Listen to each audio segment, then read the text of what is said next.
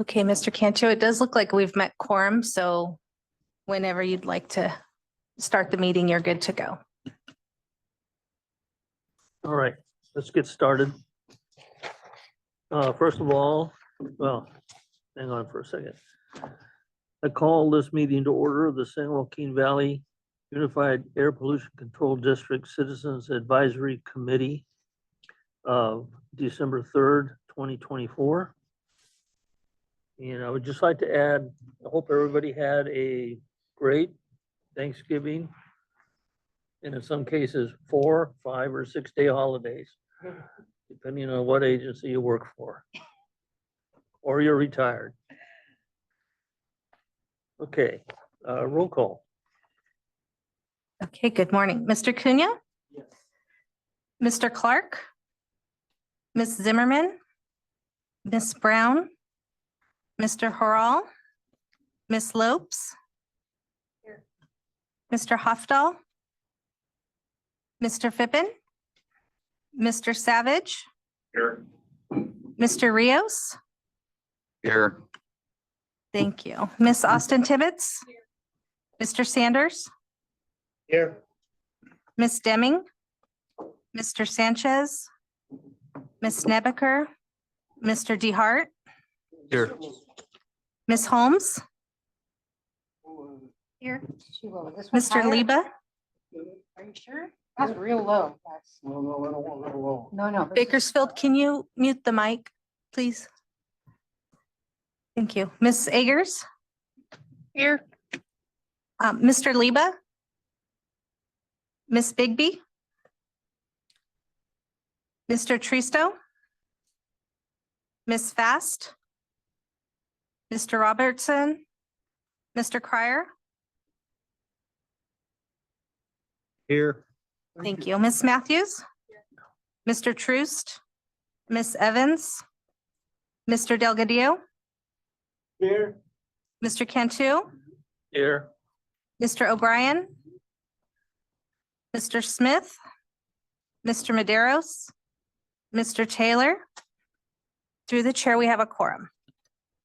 Thank you. Okay, let the record show that Ned just showed up Good morning, At the Mr. end Liba. at the end of roll call. And for Got it. that, Thank you. get to do the Pledge of Allegiance.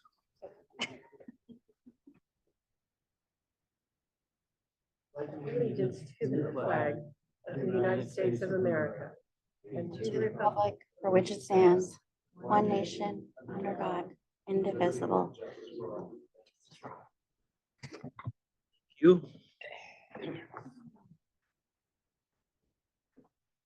Okay, and before us, we have the minutes of October 1st.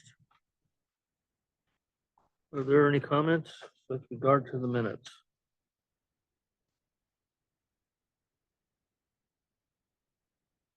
There does not appear to be any comments in Modesto, Bakersfield.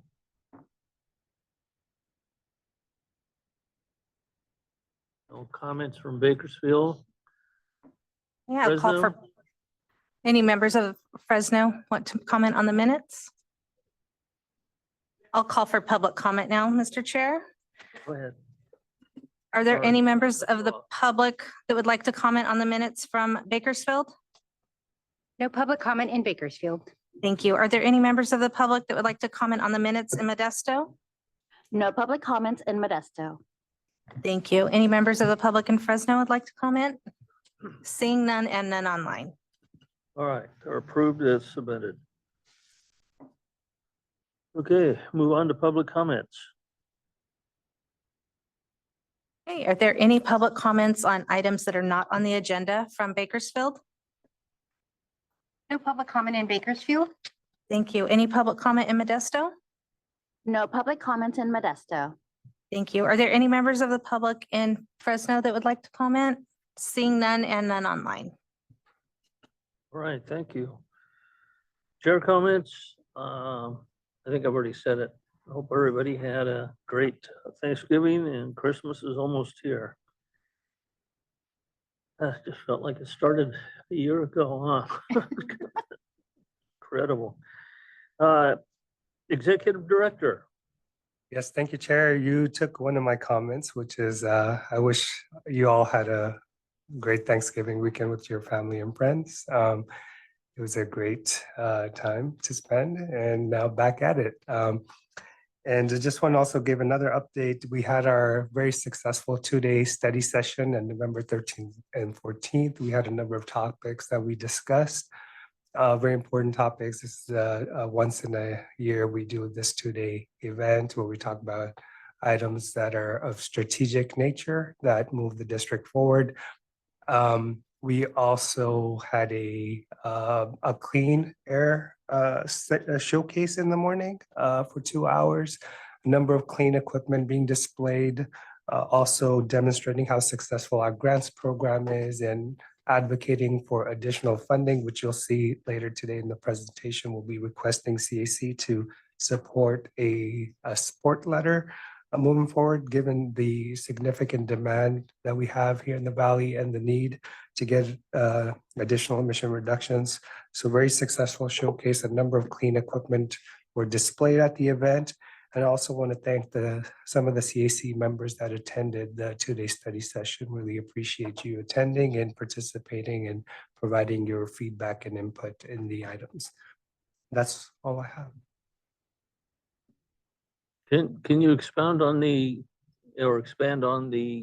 two-day session event? Yeah, so this is every year we do a study session. This happened to be in Visalia this year. Every year we choose a different location. Last year it was in Modesto. This year it was in Visalia. Our agenda is published, and I think we spoke to the CAC about this a couple times. The agenda is published a month prior to the study session. And I don't have the list of topics, but I'm happy to share the agenda with you all and all the presentations. We can send that out to the CAC so you can take a look at what are the items that we discussed. Okay, thank you. Yep.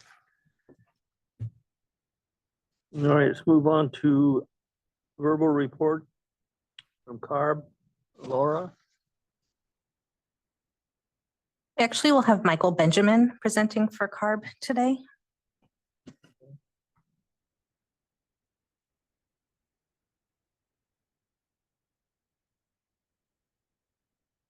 Good morning. Sorry for the delay, as I was elevated to a panelist. I have 2 items to report on. There were 2 CARB board meetings in the month of November. The first meeting was on November 8th, where the item that was heard by the board was amendments to the low carbon fuel standard. And some of you may be familiar with this regulation, which requires declining carbon intensity target for transportation fuels used in California. So the amendments that the CARB board heard on November 8th set new targets to reduce the carbon intensity of California's transportation fuels by 30% by 2030 and by 90% by 2045. The amendments also increased the support for zero emissions infrastructure, including for medium and heavy duty vehicles, and increased the number of transit agencies eligible to generate credits, and included new guardrails to avoid land use changes resulting in a potential loss of food production or deforestation. I think there was quite a bit of interest in this item. Well, there definitely was. It was a 12-hour item. And I think this regulation is of particular interest to the Valley because of the role of the dairies in providing biomethane as an alternative fuel. The second board meeting was on November 21st, where the board approved staff's proposed fiscal year 2024-2025 funding plan for clean transportation incentives. And there were $34.9 million that were proposed in the funding plan that provide incentive funds for medium and heavy duty on and off-road vehicles and equipment incentives that provide vouchers or financing opportunities for advanced clean technologies. That's all I have to report. I'm happy to provide additional information or answer any questions you might have. Thank you. Any questions from Modesto? Questions in Fresno? I have one question, Mr. Chairman. Thank you. Manu Cunha here. Michael, on that board meeting, being that you said 24.9 million was appropriated. Is that correct? 34.9. 34.9.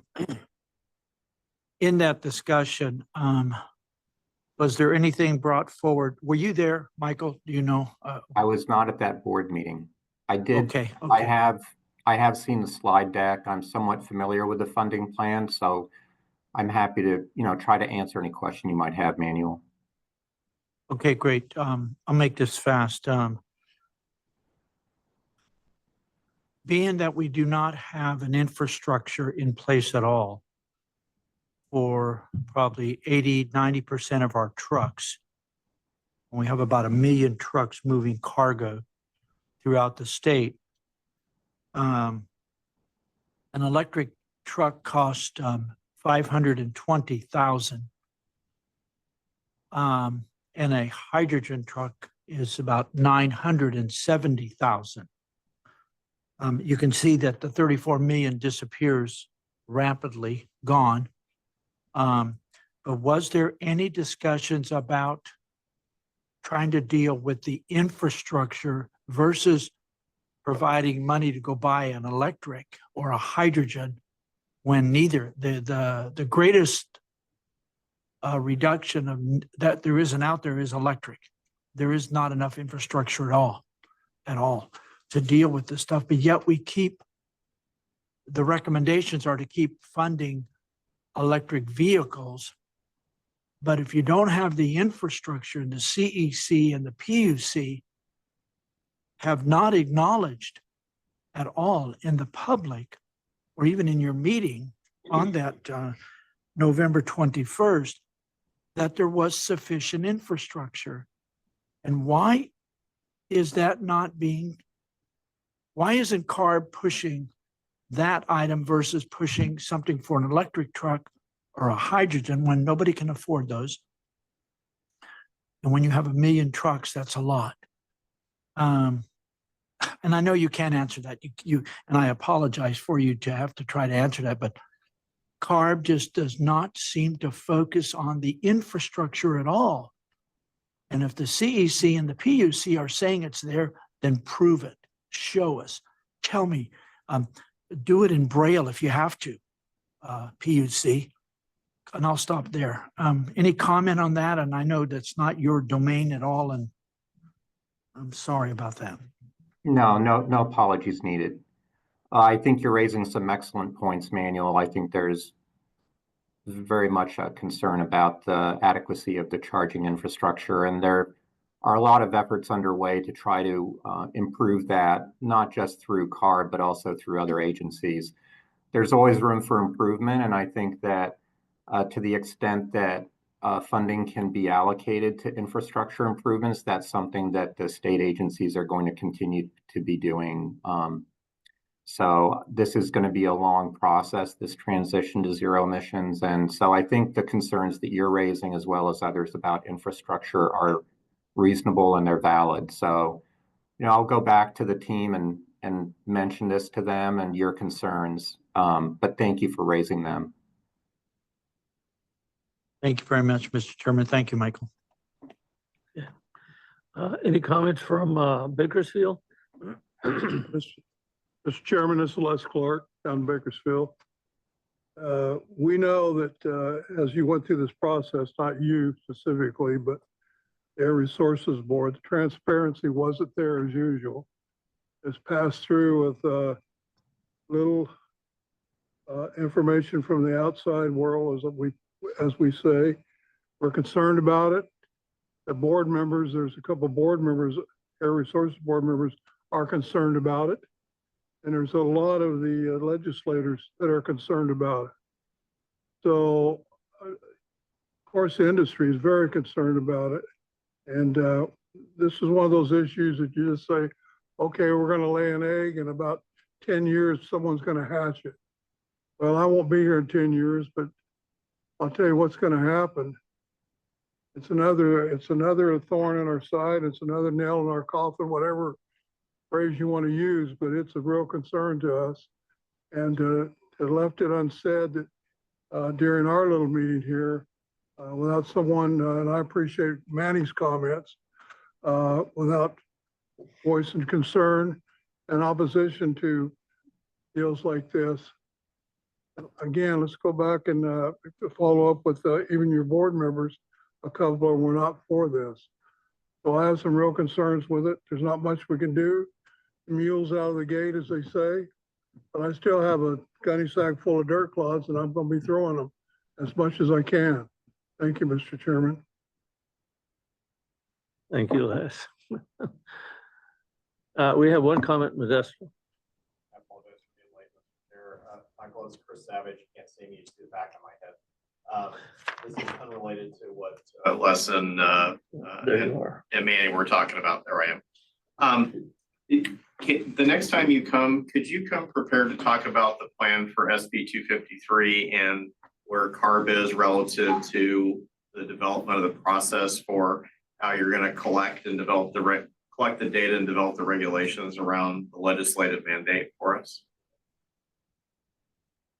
Yeah, absolutely. I think if the chair or the clerk could send me an email with that request in writing, and we'd be happy to accommodate it. And I can work with the appropriate staff here at CARB to see that we have an expert who can speak to this issue. I appreciate that. So, Mr. Chair, if we could make that request, and it would need to be probably not just inclusive with this update, but it'd have to be a separate item because it's probably a 20-minute conversation just to better understand where CARB is. That would be helpful. Thank you. Okay. You get that? I have it noted, Mr. Chair. Oh, This is a previous the other request one. before. You know, I've been on this board for a little bit of time. And these issues, well, not these issues, but a number of issues keep coming up with regard to conversations held by the CAC and CARB regarding regulations and the lack of support structure and so on and so on. I'm not the brightest nut in the tree, but there seems to be a lag or a lack of communication or connection between the funding, the regulation, and the net result. Is there someone at CARB that can come and address the CAC with regard to, as Manuel brought up, what is the plan, the long-range plan, the short-range plan, the funding plan for building the infrastructure that is needed for that particular program with regard to trucks and the trucking industry and other such programs that come about? I have worked for the city of Manteca for a number of years, and I'm accustomed, I'm not a bureaucrat, but I am a bureaucrat. And programs are easy to develop, but the funding that goes with it is always the last thing. And when it becomes difficult, the first thing that goes is funding. Yet the program stays in place. Can someone from CARB come and make that connection? I'm really interested in finding out. And I'm sure there are other members as well. So, thank you. I think somebody can follow through with that. Next item on the agenda. Thank you. If you can provide that request in a little bit more specific form, that would be very helpful. But I've heard what you're saying. To the extent that you can be specific in your request, then we can be responsive. Michael? I think I was pretty specific. This issue has come up many times in the short time I've been on this board. And I think once, maybe twice, someone from CARB showed up and explained one particular item. This is really a much broader address that needs to take place. Well, Mr. Chair, how it gets to CARB, it needs to get done. So if not the next meeting, maybe the following meeting, but we need to, even if it's a special meeting, just to discuss that particular issue. And it'll get there. Mr. Chairman, I agree with you 100%. It's all about transparency, so I support that idea.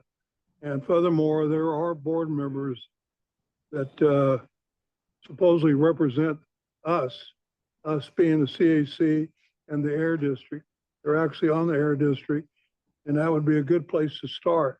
You are adopting these rules, and you understand the impact it's going to have down here, yet you're still adopting the rules without any transparency. So I don't know how much clearer we can get from the CARB guy. I am not the CARB guy, Les. My name is Wait a Michael minute. Benjamin. I'm Chief of the Air Quality Planning and Science Division at CARB. Michael, this is not really addressed to you. I understand that. It needs to get addressed, but not necessarily by you and not necessarily right now. So if you would pass that on, and somebody from our group here will send a text message or an email or a phone call to get that across. Mr. Chairman, this is Manuel. Michael, we will work with you and get those specifics in which the chair was making comment to. We'll be happy to help you with these items because Dr. Cliff did come one time to speak before the group. And I think we will do our best to work with the chair upon what he is asking along with other comments. But I'll be happy to help you, Michael, with the chair with getting that together, and we'll get that to you. Okay, Michael? Thank you, Manuel. I appreciate your recognition of our collaborative working relationship. Thank you. I just wanted to make one comment, and maybe it's both of the CAC and CARB. So what Chris brought up was the SB 253, and in my notes, we brought it up in June and again in August to be put as an item. And there's just a disconnect between what is said in these meetings and actually following through with getting those items on there, whether that's on us or that's on CARB to continue to follow up. I believe at the time they just had a statement that nothing had been figured out yet. But is it us to request repetitively every month for the same item? Or if it's an item that at the moment CARB doesn't have a response, we would expect them to provide the response when would they, have the information available. So if you could just pass that on, and we could put that in our notes again and provide the request that we submitted before. Thank you. I look forward to your written request. Thank you, Michael. Thank you, Michael. And like Manuel said, we'll put something together and we'll get that to you formally. Appreciate the collaboration.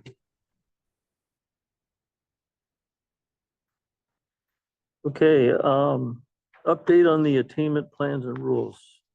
Emily. Good morning, Mr. Chair and committee. My name is Emily Nealand and I'm the Director of Air Quality Planning. I will be up here for the next two items, so I'll just stay put after my update here, and then we'll move on to my next item. But first, I just have a brief update on some of our plan and rule development efforts and some advancements as far as EPA actions. The first of which that I want to touch on is related to the 1997 annual PM 2.5 standard. Our most recent attainment date for that was December of 2023. Because we had clean air quality data in 2023 with all monitors showing levels below that standard of 15 micrograms, we submitted a request for a one-year extension of the attainment date to 2024. And I'm happy to report that on November 19th, EPA finalized their approval of this request. And so now our attainment date is extended through 2024 through the end of this year. And so after this year is completed, we'll be evaluating whether or not we're in attainment of the standard. But this year, air quality is looking great. And so we're really hopeful and excited that it looks like we should be attaining at the end of this year, knock on wood. Couple of brief updates on our rule development efforts. The first of which is related to our Rule 4901, wood burning fireplaces and wood burning heaters. We had a commitment in our 2024 PM 2.5 plan to evaluate potential amendments to this rule to extend the wood burning season through March, where it currently goes through February. And so just wanted to note that we've started our internal rule development process and that we plan to schedule a public workshop here in the coming months. And as a workshop is scheduled, we will send that notice out to the CAC if you're interested in attending. And just to note that this rule we committed to amend in 2025. My last update is with regards to a separate rule development process for a number of coding rules that we committed to amend to include contingency measures for the 2008 and the 2015 8-hour ozone standards. I wanted to note, and this notice was sent out to the CAC, that we do have a scoping meeting to kick off the public process on December 5th at 4:30, so this upcoming Thursday. This is just the preliminary kickoff scoping meeting to start that public process, and we'll be working on the rule development process through the coming year. And again, that notice was sent out to the CAC. It's also available on our webpage. So if you have any questions, feel free. We'd be happy to send that out again to your group. And that's it for my plan of rule development updates. And I'm happy to take any questions that you might have. Any questions, Modesto? None. Questions in Bakersfield? Questions in Fresno? Hate to do this. Mr. Chairman, thank you. Emily, thank you. In your prognosis of the future, we're still working on our 97 plan. The 2008, 2012, 2015, 2018, 2024, or 23 plan. Everybody in this building is going to be gone by the time we evaluate the 23 plan or the 2018 plan that was denied and then resubmitted, right? So we're not ever going to know if we ever met the attainment, at least in my age group. We'll probably maybe not even see the 97 get finally completed. Is there ever, in the complexity of this issue, most people, I guess, still, the 1997 plan is still not done. Well, Manu, that's a good comment. But as Emily was talking about, we actually have a great story to tell. Air quality has been improving over the years significantly based on the actions of our governing board, the work that the CAC is doing, the stakeholders are doing our successful grants program. Emissions continue to go down. And with that, we met the 1997 standard for the 24-hour standard years ago. We are on the cusp. This year is already a very clean year for PM 2.5. So we should be attaining that standard this year. So 1997, we can say bye-bye to that But it took standard. 25 years. I mean, and it gets more complex. Yeah. And of course, we had some significant challenges. You know, there's a lot of exceptional events. So although we can remove those, they just make it a little bit harder to demonstrate attainment with EPA. I think if you were to take a look at all these years that we had exceptional events and you remove them, we are pretty close, right? In fact, if you look at 2023, most of the sites are actually meeting the 12 microgram standard now, which is the next annual standard. So air quality is getting better. And even the 2006 standard, the 24-hour 35 microgram standard, we're very close to that standard. And in fact, I think this year, not the 3-year design value, this year we should be below that 35 microgram standard. So I think there's a great story to be told. And I think that because of the great strategy that CARB is implementing, and of course, the district's very comprehensive and very stringent strategy that we have on all source categories, And our grants program, significant funding and the need that, we're still advocating for more funding. It's continuing to get emission reductions. That chart over there next Yes, I year, was just you're gonna gonna point see to the 2024 numbers. You're gonna see a drop there in NOx emissions, right? That's because our strategy is working.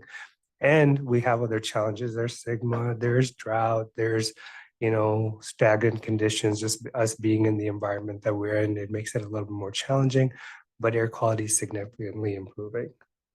No, and I'm one to state that you have done a tremendous accomplishment. We can see both east and west coast mountain ranges we've never seen before in the 90s. The chart, as you described, and we probably should put more charts around the back of this main boardroom on your accomplishments. But it just seems that for the general public to understand, we're still working on a 97, right? We still put out an extension, right? Yeah, you've done a tremendous amount. Well, the industry, the businesses, the people of communities are doing their biggest part of it. And I think to me, that's the greatest accomplishment, but it just seems that the 97, since I've been involved with this issue, back to 1989, 90, when EPA proposed no farm days and dairy cows had to have bags on the back of their, to collect the manure. And then the other device was for the bulls. Okay. And I remember that in 1989, 90 discussions coming from Region 9 through EPA headquarters. So not that we've put those devices on our cows, because I'd like to see who's going to put it on a cow or on a bull, but the accomplishments have been tremendous. Okay. It's just that Joe Q public or the general public, what you hear people out there, including our board, not our Valley board, but even the state board of Air Resources Board, of saying and how much accomplishments we have done. Okay. Rather than continually coming back and say, now we got to do this. Now we got to do this. We're going to change everybody's house from gas and propane to all electric because we have more generators and more nuclear plants than any other state does or country does to provide all this electric, right? But it's just for the public to know that. And Emily, I appreciate it very much. I mean, I just want us to say that the 97 plan, Tom, is done, is over with, is finished. We don't have to look at that thing anymore. Yes, we should be able to do that hopefully this year. Then it And deserves just another point, I mean, when we talk about the standard, 95% plus, maybe even 98% of the population in the valley are already well below that standard. We're talking about maybe one site that exceeds that standard just a little bit, right? And so the rest of the valley is in attainment and has been for a long time. It's just, one small area. And of course, the public, as you stated, doesn't understand that sometimes. And that's, we try to do a good job trying to make people understand that through our outreach and communication. But hopefully we can put that to the rest this year. Thank you, Mr. Chairman, but I do want to thank the staff and everybody on our board, the Valley Board and this group, as well as the EJAG for continually showing the tremendous progress. But I'd really like to see the back of we got a lot of wall space in this main conference room. And I'd like to see a lot of those great charts of all the accomplishments, Tom, that can be done. Thanks, Tom. Thank you, Manuel. Next item is update on the district's agricultural open burning phase out strategy. All right, I'm just gonna quickly introduce the presenters here. We're gonna have Emily Nealon that you just heard from. She's gonna lead the discussion, kind of talk about the background. And instead of Todd DeYoung, we have Crystal Junker, who's the supervising air quality specialist overseeing the entire program, and she's been doing an amazing job with that. And then I don't know if you've heard of Tom Jordan. His name was mentioned like 19 times earlier. But he is gonna take the last and talk about farmer advocacy. Thanks, Shiraz, and hello again, everyone. So as you know, the Valley has the toughest restrictions on ag burning in the state due to Senate Bill 705. We've been required to phase out ag burning since 2005. And we've implemented prohibitions that have significantly reduced the amount of open burning. This is enforced through our Rule 4103. And the governing board has prioritized and continued to identify and demonstrate new alternatives as part of this final phase out strategy. So this strategy was adopted in June of 2021 and approved by CARB, which includes the near complete phase out of agricultural open burning by January 1st of 2025, so just here in about a month. It includes schedules that maximize the reduction of tonnage of material burned as early as possible. And it also takes into consideration the feasibility of alternatives for different crop types. So it's kind of a tiered approach for different crop types. We have different phase out dates depending on the feasibility that we observed as part of that report. We also include later phase out dates for the smallest ag operations to give them more flexibility and the longest time to adjust to the phase outs. Through this report, we were able to obtain a large amount of incentives to use through our incentive program that Crystal will touch on in order to assist growers with this transition through the end of the phase out based on the limited availability and the high cost of alternatives. So we're currently implementing the phase out strategy. We're also conducting as part of this extensive outreach to our Valley growers regarding the phase out from 2021 through 2024, as well as available resources for alternatives. Want to quickly touch on this slide and the next one, the reductions that we've been able to achieve. Historically, around 2000, 2005, we had over 1 million tons of material burned annually. This continued to ratchet down through our phase out strategy. You can see in 2021, we had 480,000 tons. Dropped significantly, more than half in 2022 to 125,000 tons. And then in the most recent year, we have to date just over 86,000 tons of open burned material. And this is beyond the projections that we had included in the 2021 report. And this is largely due to the investments made by farmers and incentives provided by the district to get people to switch to alternatives earlier than needed. So you can see, I like to call this the roller coaster chart, the amount of ag burnings historically from 2000 all the way through the most recent year, 2024 to date. So again, in a 2000, 2003 timeframe, we had over 1 million tons of material burned. And you can see there's a bit of a dip that happened through the phase outs that we adopted through our 2005 report. Unfortunately, around 2013 timeframe, a lot of the biomass facilities closed in the San Joaquin Valley, which resulted in additional material being burned as that alternative was the primary one at the time. In 2019, we launched our alternatives grant program, which funds part of the funding for soil incorporation of the material rather than burning. And then in 2020, 2021, we adopted our phase out strategy. So you can see the extreme reductions, and we're at an all-time historical low with respect to open burning happening here in the Valley. On the right-hand side, you can see the increase in woody waste that's being processed through our program. So a significant increase just in the recent years as this phase out strategy is being implemented. A lot of farmers are turning to the program to fund alternatives. So this is just the remaining crop types that are still allowed to burn that have phase outs coming up. So vineyard removals, orchard removals, less than or equal to 15 acres, and then surface harvested prunings. Those all have their final phase out dates coming at January 1st in 2025.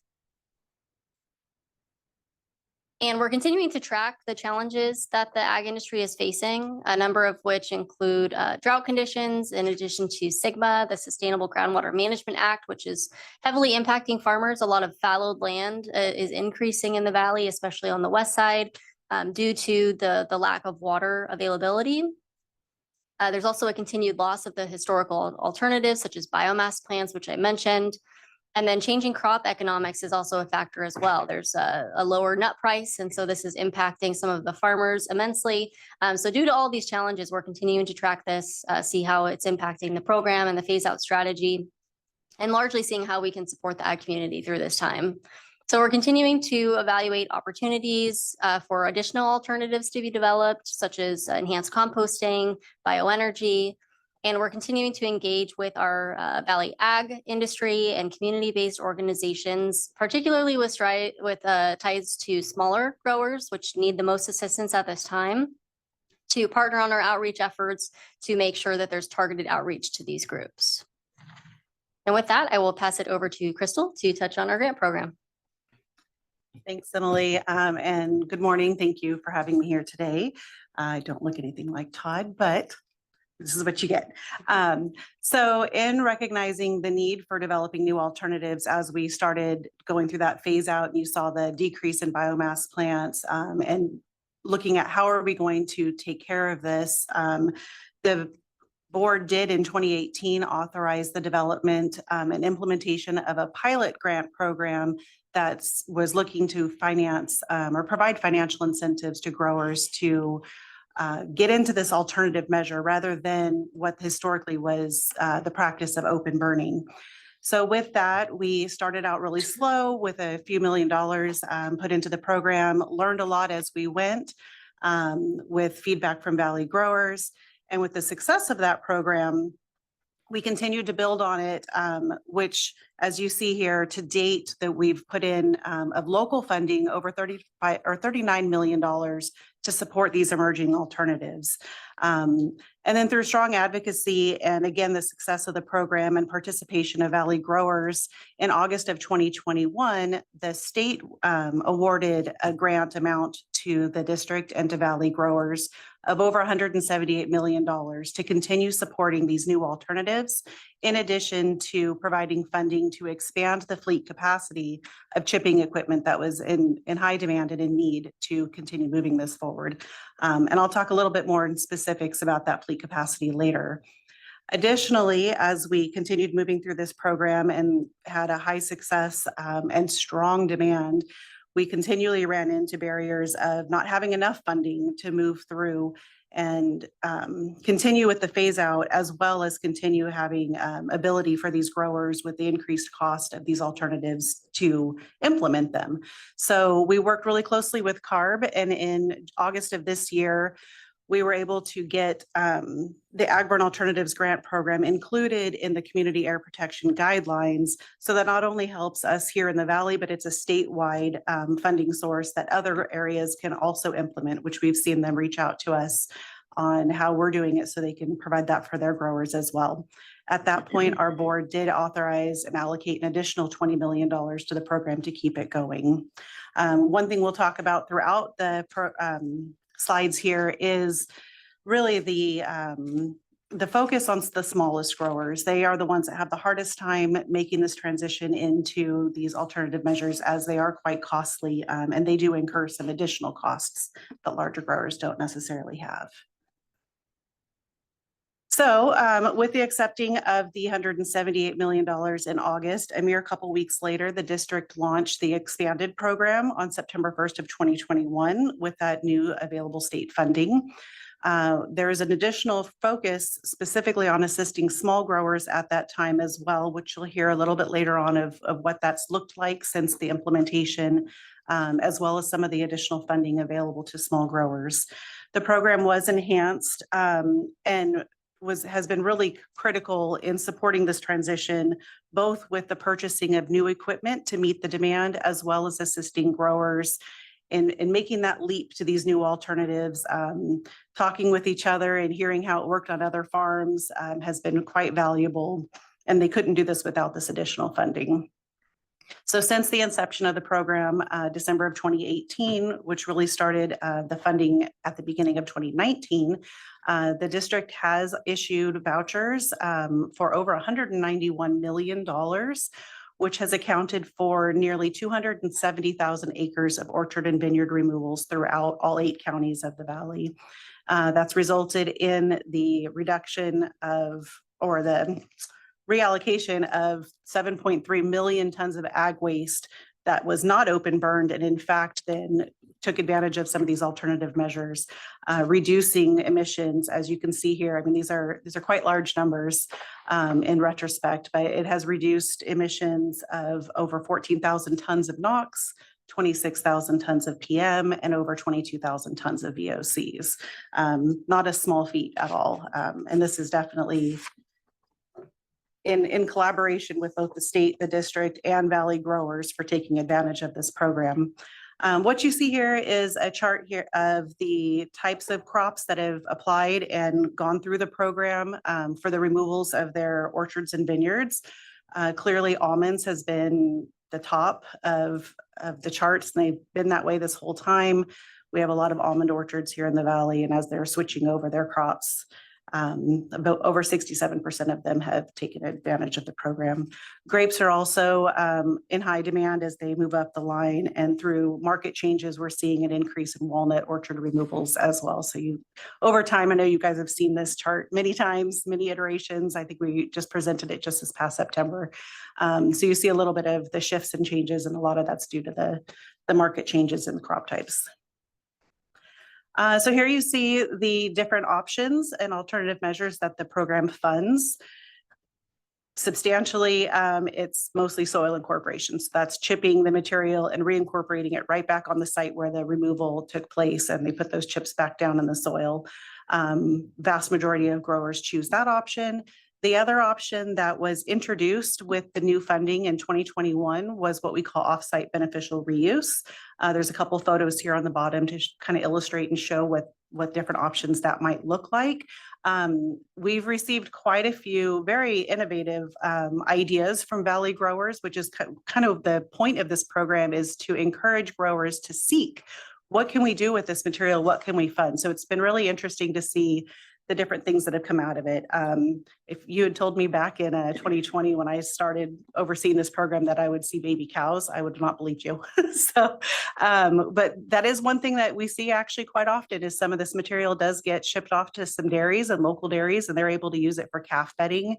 It's also spread on roadways for dust suppression. You may have even seen it down some of your local highways. Caltrans has spread it along the highways for dust suppression as well. It even goes as far as going off to a facility and it becomes composite decking. So there's a lot of really cool and innovative ideas that have come out of this program, and growers are embracing it, which is really great to see. Very rarely do we see a land application.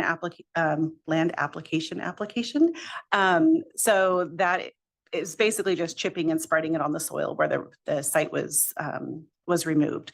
One of the things that has come up oftentimes and more recently is the introduction of air curtain burners.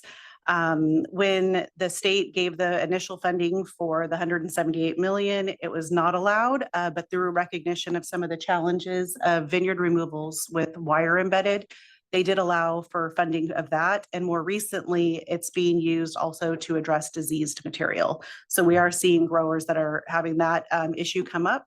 And we're seeing them apply for funding, whereas they could technically apply for a burn permit. They're choosing alternative measures, and it's a cleaner measure going through the air curtain burner. So as I spoke before about dedicated funding for the smaller growers in the valley, our board directed us in December of 2020 to set aside at least 30% of the available funding for those ag operations that are 500 acres or less. As you can see, about 34% of our funding to date has gone to those smaller growers. And then in addition, the smallest of smallest growers of 100 acres or less in 2021, with some of those enhancements that were built into the program, our board did allocate an additional $100 per acre for each of those funding categories that I just went over for those smallest of small growers. And again, in February 2023, in looking at some of these costs that are being incurred, they did increase our board increased the amount up to $400 per acre, in addition to those base grant funding levels. And then, as I spoke earlier on the money that we got from the state in 2021, 30 million of that was specifically set aside for enhancing and increasing the capacity of chipping equipment, whereas a lot of our grant programs, typically you have to crush a piece of equipment to get a new piece of equipment. In this case, we wanted to increase the fleets. So chipping contractors and other contractors that historically helped with the removal of orchards were able to apply and get funding to buy equipment. And to date, we have not only issued all of the contracts, but all of those have came back in. They've all been paid out, and all of these pieces of equipment that you see here, a total of 55 additional pieces of equipment have been deployed in the valley, and they're in operation right now. Many of these we see come through the grant program now that growers are hiring these contractors since they've got some additional capacity to handle those removals. Did I skip one? Nope. Okay. So one of the things that Shiraz mentioned earlier was that study session just last month. And so this was one of the items that was brought up as we're looking at the increased demand and the historical strong demand that increases year over year for this program. It was looking like as we were kind of looking in that crystal ball and looking forward, that we were going to run out of funding by the first quarter of 2025 for the funding that was set aside for this fiscal year. So with that in mind, as we kind of ran through a couple different scenarios and looked at what can we do to keep with the continuity of the program, ensure that we had enough money to get through the end of the fiscal year, as well as, you know, making sure that we're not blocking any ability for small growers to participate. We took this item to the study session, went through some of these things, and then the board approved some programmatic changes, again, to continue that funding through at least the second quarter of 2025. Some of the changes, there's two key changes that came of this. And one thing, just to give a little bit of history and background on that, is in January of 2024, again, we were running into some of these expenditure or high expenditure issues where we needed to look at how do we make sure that everyone has equitable access to this funding and make it stretch to be available to all valley growers. In 2024, we implemented a cap on the per acres per calendar year per entity, and it was at 500 acres initially. And in 2024, it got dropped to 250. Again, in November of 2024, it dropped to, November 2024, we're looking at it again. As I just spoke, we were going to look at running out of funding here in the next couple months, which we would have had to stop accepting applications. So the board did reduce the cap again down to 100 acres per year per entity. It looks like a very large reduction. It is a 60% reduction in acreage limits, but when looking at the participation just this year, it only affected about 19% of the entities, or would have affected them had that acreage cap be implemented already.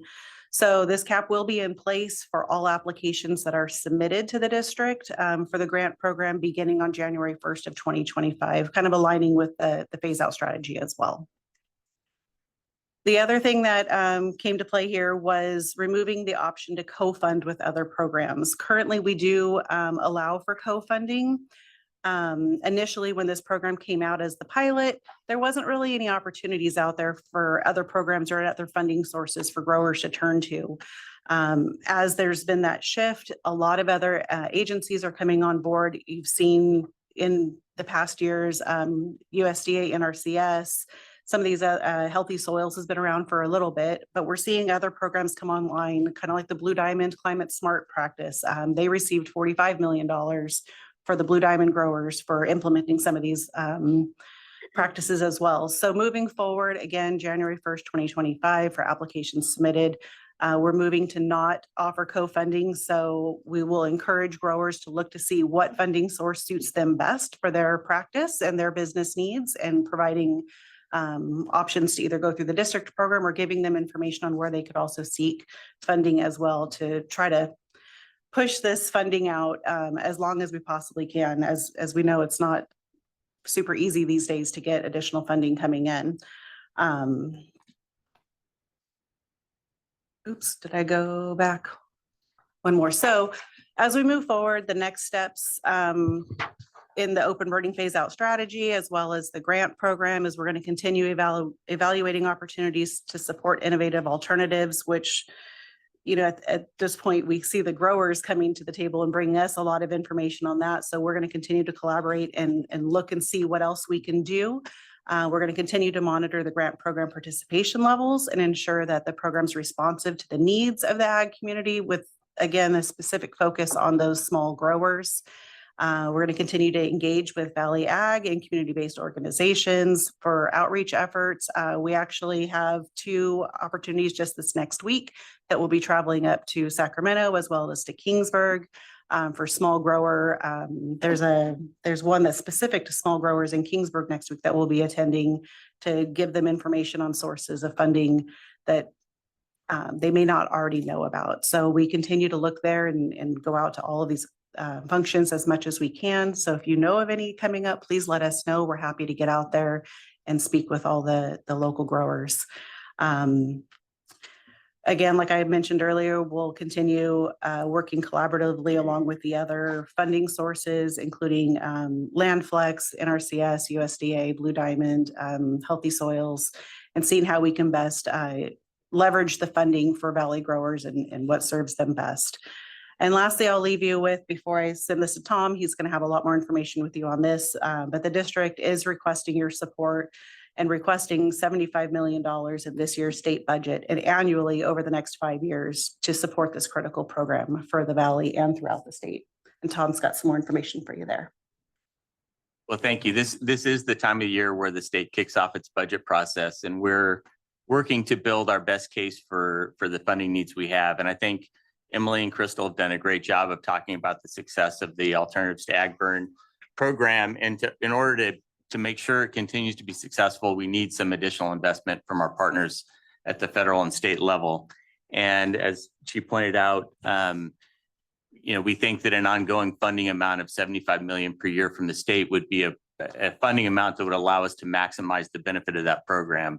What I wanted to do today is talk about that request, but also another highly successful program that we've been able to work on in the Valley that has had strong funding support in the past from the state, but as state budget issues have gotten more challenging, it's been harder to get that funding. So I wanted to talk about that and how the CAC can assist us in that effort. And the program I want to talk about is the Farmer Program.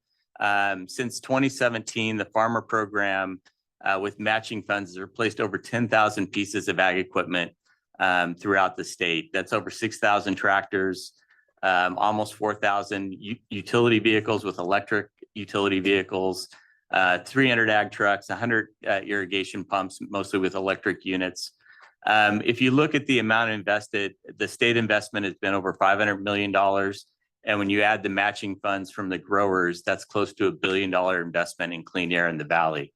And importantly, it's been done in conjunction with the industry. It's been a collaborative process. A lot of times with regulatory processes, it can sometimes look like an us versus them. This has been done openly between everyone, and it's been just hugely successful. About 80% of that state funding has been here in the Valley. A lot of times when we talk about programs in the state of California, the Valley is kind of plays second fiddle to some of the coastal communities. This is a program where the lion's share of the benefit has been here in our region, and hugely successful. Emission reduction wise, it helps to achieve the state's goals of reducing carbon dioxide emissions, but also gets criteria pollutant emissions that help us meet our PM 2.5 and ozone challenges here in the Valley.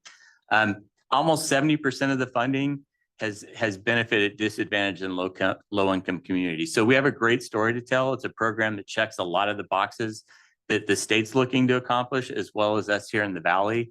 And in fact, the Legislative Analyst Office analyzed all the state's expenditures from the Greenhouse Gas Reduction Fund, and the Farmer Program was one of the most cost-effective expenditures of those dollars out of all the programs in getting emission reductions. The challenge we face is that the state budget situation has declined pretty precipitously in the last few years. The Farmer Program originally started in 2017 as part of the agreement to extend the cap and trade program, and it was funded at just over $200 million. Over the years, we fought to keep that line item in there, and it's varied between 75 million, 150 million, kind of in that range. Over the last 3 budget years, it was 75 million one year, 150 the next year. Unfortunately, last year with the budget situation, it was zeroed out through almost the entire year. And the Air District and the ag stakeholders felt that it was important to keep at least a line item there. And at the very end of last budget year, we got $2 million put in as a token amount to keep the line item active. It wasn't a recognition of what's needed.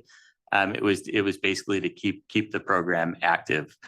For those of you that have dealt with the California state budget, when you hear these numbers about billions of dollars of budget shortfall, what they're usually talking about is the general fund, so the general tax base in the state.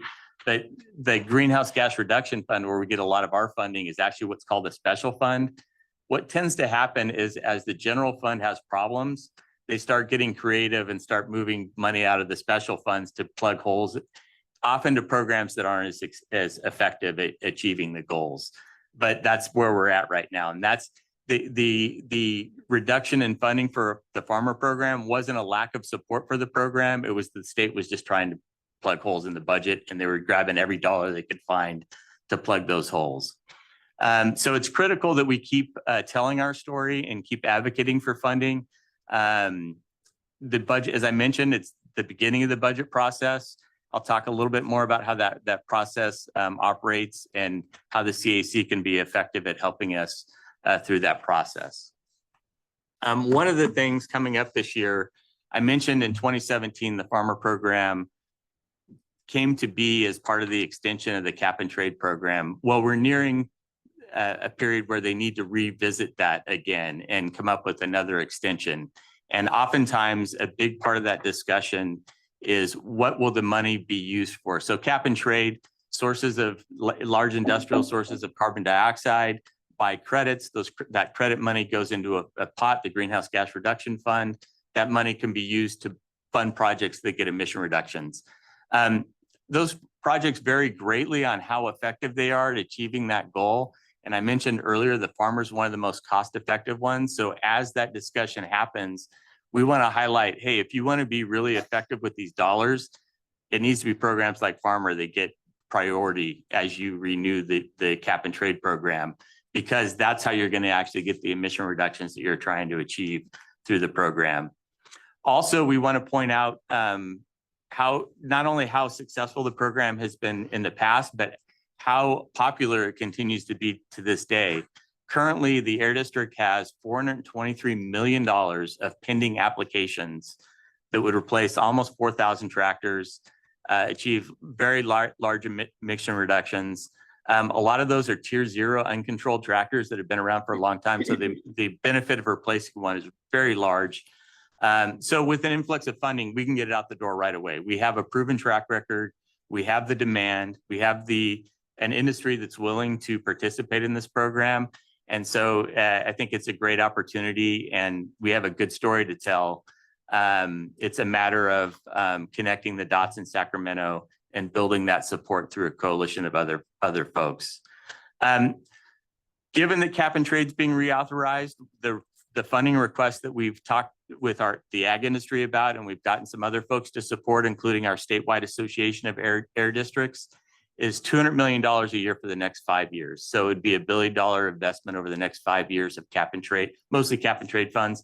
We'll take any color of money from Sacramento, but that's the most likely source of funding for it.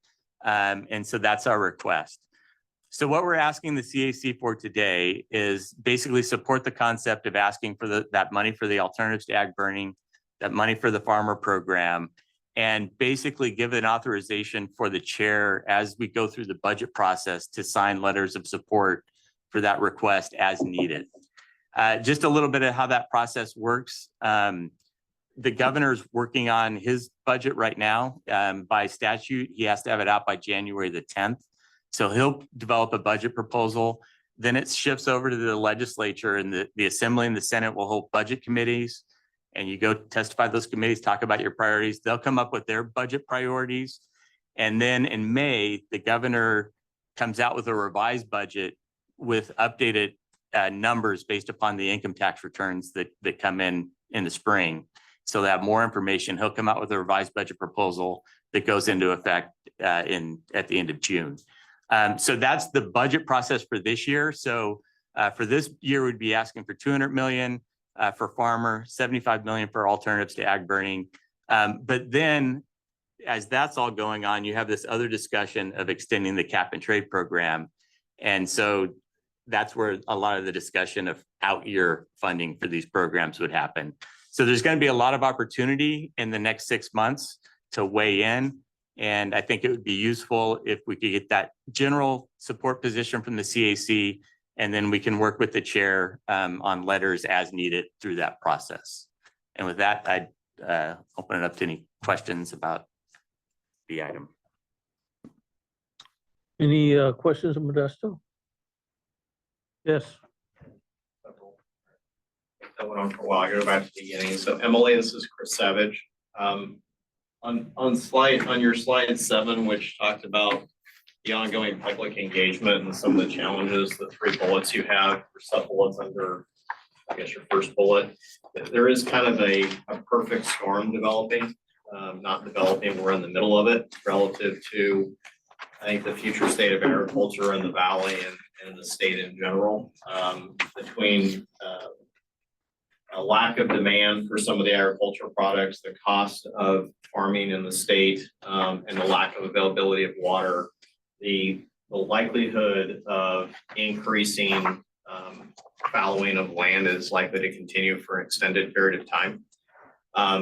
When you talk about what you're doing relative to engagement around those issues, can you be a little bit more specific about how you're trying to, 1, understand those issues, and 2, try and develop countermeasures that might put us in the best position possible to be able to deal with those pulls that are likely to occur?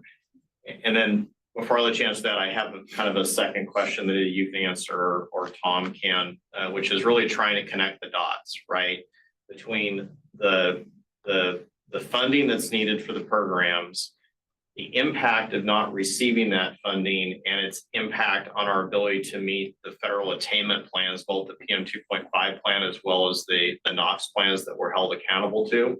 And if not getting the funding for these 2 programs has a material effect on our ability to achieve those standards, what is then the costs associated, the added costs associated for all the folks in the valley if those plans are not achieved?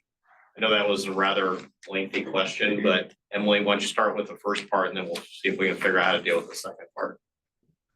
All right, hey, Chris, I'll take this. This is Shiraz. Well, we've been working very closely with all the ag stakeholders, trying to understand that dynamics. You know, Sigma is obviously a big one. We understand that there's changes in crop categories that are taking place for various reasons. There was just a meeting, I think, a few weeks ago. I forget, it was one of the wine associations or something like that, where we presented about this program. Particularly, they talked about their challenges, a lot of vineyards being pulled out.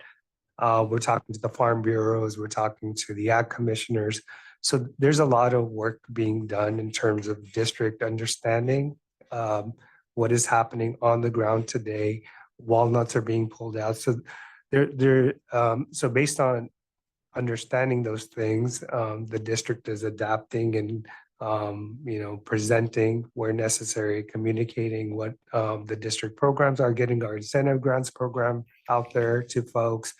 As you know, we spent $30 million, we invested $30 million in new equipment, trying to understand, is the demand, is there enough equipment out there to handle the demand out there? Looking at alternatives, Crystal talked about the different types of things that people are doing, soil incorporation, land application. There's a number of things that people can do to comply with the requirements and still get funded through the grant.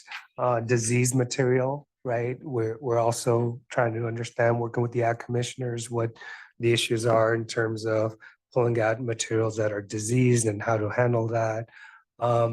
So there's a lot of discussions happening on the ground, active discussions, and there's a meeting tomorrow. In fact, Kern County Farm Bureau, where we're doing a talk specifically about our ag burn program. So we're very actively engaged in this, and we're trying to make sure that there are opportunities and pathways for people to, you know, do something with their material. I appreciate that, Shiraz. I guess maybe a very specific ask I have is for you to share with the CAC members where all those contacts are taking place, so we have access to those. And if there's other suggestions we have, I think that would be a role that the CAC could play. There is going to be, and there is a lot of competing priorities right now. And all those industries you mentioned, including the one I'm involved with, are struggling mightily, and the turnaround is not anytime soon. So we want to make sure that there is adequate funding to make sure that those growers can be bridged as much as possible. But I think, and this is where I'm a bit of two minds, right? Because the funding that you're using, and Tom knows this well, which is the greenhouse gas funds, right? So there's a bunch of people that pay into that, including my organization, right? So you want to make sure those monies go to the right places. That's going to get you the biggest bang for the buck. So I think as much education as you can do with the CAC members, or we can be advocates and more importantly, help navigate those competing priorities, I think is going to be an important next step. The term existential crisis gets used, maybe overused. I would tell you in this circumstance, it's probably not an overused statement. I think agriculture in the Valley is beyond at risk between Sigma and all those other things that we've discussed. And I think we need to the extent possible, not deal with just this moment in time, but really deal with how do we connect those dots into the future to make sure that ag can be preserved as much as possible, as far out as possible. So I'm a little bit preaching to the choir, and I know that I am doing that, but I thought it was important for a member to say, and for you to do as best job as you can to engage the CAC members to help assist with those efforts. And I wanted to add just a little bit on the farmer program and how important it is to our SIPs. As you guys are well aware, the Air District regulates primarily stationary sources. Most of the mobile source reductions happen at the state and federal level. Now the overlap happens with our incentive programs. For a variety of reasons, there have been a lot of state commitments to get mobile source reductions that maybe aren't going to show as well as they thought when those commitments were made. And the farmer program can be a source of emission reductions to help make those plans whole. So it can be a really, really important part of our SIP strategy to make sure we're meeting commitments that have already been made. But then, as Emily talked about earlier, there's new standards that we're going to have to plan for as well. So the farmer program is as important as anything that's part of our SIPs as far as tonnages. It's still one of those programs that gets big tons to help us meet those commitments for our existing SIPs and our future SIPs. Yeah, I appreciate that. Just one added, just on the farmer program for a minute, just the slide that you showed, you guys presented a lot of data, so sorry, it's going to give me a chance to dig in a little bit. And so I'm a big supporter of the farmer program, but at the end of the day, just the slide you show, you've got $432, I think, $1 million in asks that are going to take almost 4,000 tractors off. They're going to reduce 1,200 tons a year of emissions, right? That is on a per ton basis, $345,000 a ton. Okay, that's a lot. So I think the argument, well, I appreciate the argument, Tom, when you sit down and do the real bottom line numbers, it's a tough one. So maybe help us get there, so. Yeah, and just to clarify that point, I think I'd have to look at the numbers a little bit, but it's definitely much lower than that. We're talking in the 40s or $50,000 per ton.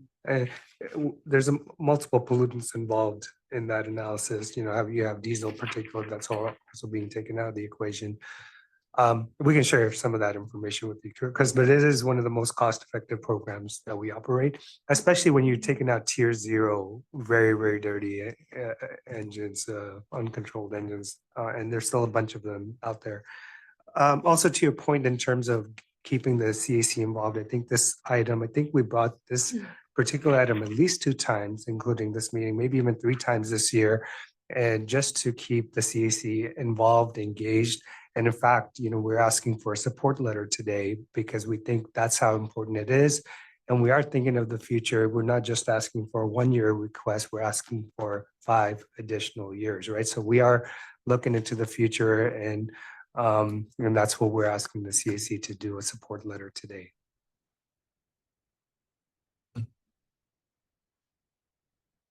Get a response to your second question? I think it got kind of wrapped in there. Okay. Other than, I do think as you, and I appreciate the fact you've come to us multiple times, and I appreciate you doing that. I would say continue to do that and continue to come with asks of how you're gonna do it. I think how you present the information, because people, all of us on this committee are very busy and not everybody's deep in the weeds on every aspect of air quality, right? So presenting it as a cost per ton reduction and showing how it is relatively comparable to the other investments that are made, I think could be helpful in terms of educating the CAC members on what to do with the information. Because otherwise they'll do what I did with it, which is the number's really high. And I know that wasn't accurate, but just looking at your slide, that's the walk away message from Yeah, that, right? no, I understand, Chris. Thank you. Yeah, and then the second piece of it is connecting the dots for this group and others about what happens if you don't get the funding for these programs and what impact does it have on our attainment status, which if we don't hit those attainment status for federal standards, that's a much bigger financial worry for us than even what we're currently facing today. So that's more of a, hey, this is my thoughts, please do with it as you will, rather than I'm looking for feedback on it. So Yeah, thank you, Chris. Appreciate that. thank you. Yeah, I just want to add, kind of address your second question a little bit more. I know Tom hit on the importance of the funding for plans and fulfilling our SIP commitments. So you're correct. If we do have a commitment that's incentive based and we do not fulfill that, we have to make up those reductions somewhere else. And if we fail to reach attainment of a particular standard, it starts a whole new planning process. Or then we have to identify all new measures to get us into attainment by a particular year. And the same thing goes for ag burning. The reductions from the agricultural burning phase out strategy are baked into our attainment plans. We have assumptions in the emissions inventory for the reductions that are being achieved. And so that's why it is really this multifaceted effort, with implementing the phase out strategy, securing funding to make sure we're able to support growers during this time, to make sure that we're able to continue those reductions into the future, as well as our outreach. And so I think all of that kind of bakes together to make sure that we are successful. If we aren't successful, then we do need to find reductions elsewhere. The attainment goalposts keep moving. So we're continuing to try and find new opportunities, but you are correct. Our attainment plans do rely on these reductions in these programs, and they're very critical for the Valley. I appreciate that, Emily, and I'm going to make one more advocacy, I guess, for this group. Connecting those dots every time you come to us is really important. And I know it's hard because you guys just live and breathe this every single day, and a few of us are kind of right there with you, but most people are not. So whatever you can do to help connect those dots, to put context with it, I think is super helpful. Thank you for already my multi-part question there. Okay, one more comment. Yeah, just very quickly, I'm going to echo what Chris says, and I will remind folks over and over and over again, I've asked for cost per metric ton of abatement of these criterion pollutants. And that would give us a basis to really understand and do some comparable analysis. Otherwise, we're left with the old slide rule here that shows these costs are staggeringly high. And I think that what Chris says is absolutely right. Now, I have to ask a quick question, and you probably answered this 2 years ago. Trends of agricultural burning activity, if you take a look at that graph, man, we had very low amounts of agricultural burning emissions 3, 4, 5 years.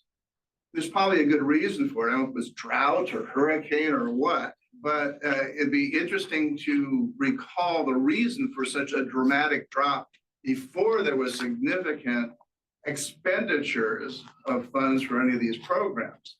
But the other important, I think, metric is take a look at the PM 2.5. I believe we've been at 12 micrograms per meter cube for years and years and years here, okay? So I'm sure this is really a wonderful program, but I think kind of like Chris says, you want to link it to what's been the change in ambient PM 2.5. I wonder what the 2.5 was back 10, 15 years ago versus today. It certainly has been for the last 3 or 4 years, when I've been looking at it, is hit the EPA standard. Of course, we're going to move it from 12 down to what, 9 or something, which I don't know about that. Okay, so first thing, please, cost per metric ton. 2, what happened and what does it look like compared to the trend of ambient PM 2.5? Thanks. Thanks, Ed. I'll address your comment really quick. In terms of in 2011, 12, 13, we had a number of biomass facilities that was the main avenue for growers to take their material to, right? And that's the reason you see that number decrease significantly. And then all of a sudden in 2014 or so, one by one, they started shutting down for, various reasons. But that was the main reason why you started seeing an uptick in burning, because there was no other avenue for growers to get their materials out of the equation. So, and that led to, this district launching this alternative program in 2018.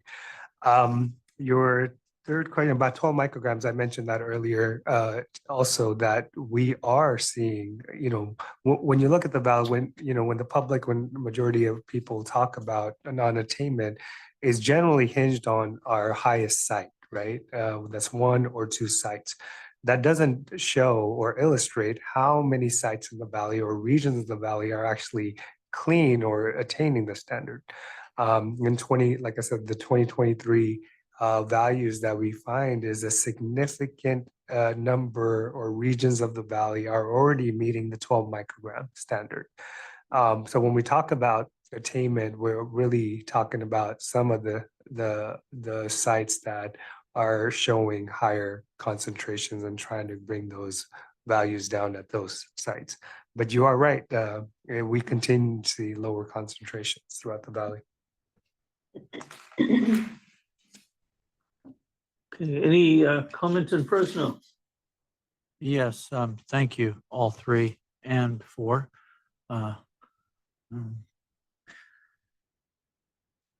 I think a point, Tom, I think we've been talking about this one, and that is the farmer program between NRCS, Deer District, 10,000 tractors. At that time, when we started in 08, the cost effectiveness was what? $7,000-8,000, and it's growing continuously up. So if the cost effectiveness of all programs is the farmer program at $30,000-40,000 today, what other program is so cost effective to reduce those 3 items of emissions? If the next one's 500,000, bike paths are $1 million, $2 million a mile for, my God, per ton. I mean, that's it, So I think if we can make that comment for us showing how beneficial and the most cost effective, and in cap and trade, as you know, do you limit what those funds can be used for versus the scabbing off the top for a choo-choo train or for or doing something to prevent the new administration from coming into California and giving the Attorney General a blanket account of money. So I think that is a very important part of that it is the most cost effective. The farmer program is 100% voluntary. Correct? Correct. Agriculture burn is no longer a voluntary program. It says you do it or you don't burn. You let the rats come in from the west side or the east side. I mean, 4-legged rats, not legislative rats. And so we have to deal with that, okay? But I strongly believe that ag burn is a very dangerous one to play with, because we promised our farmers that we were going to have help, because your help, the 30 million, was tremendous for more equipment. And that's what scares me about all these initiatives for electrification. We're going to give you $200,000. We're going to give you this. But how do I maintain it? How do I maintain the repair? How do I maintain or put in an infrastructure? All of those things are, well, we'll give you some incentives. Those incentives can be yanked anytime the governor has a bad day. Okay, if he has a bad day and he happens to overspend, he's going to start yanking money from all these programs. And who suffers? Two things. The air quality is definitely going to suffer, but the person that's going to take the hit is the business. In this case, farmers. So ag burn is a very integral part of this mandate of what if we're going to make the farmers do this. And I agreed to the 100 acres, absolutely. To get us by to April. But we owe it to these farmers for having the program, and we were told by CARB that there would be funding to help us to get through this 5-year, 6-year unknown about what is it going to take. Right now, you're dealing with air curtain burn, as you mentioned. Brand new to the discussion of disease. Disease issue for grapes, no big problem per acre, how much per day? Tree fruit, we just did our first one, and it was terrible. We were only able to burn 2 acres a day. And that's it, because the size of the volume. Walnuts is going to be impossible.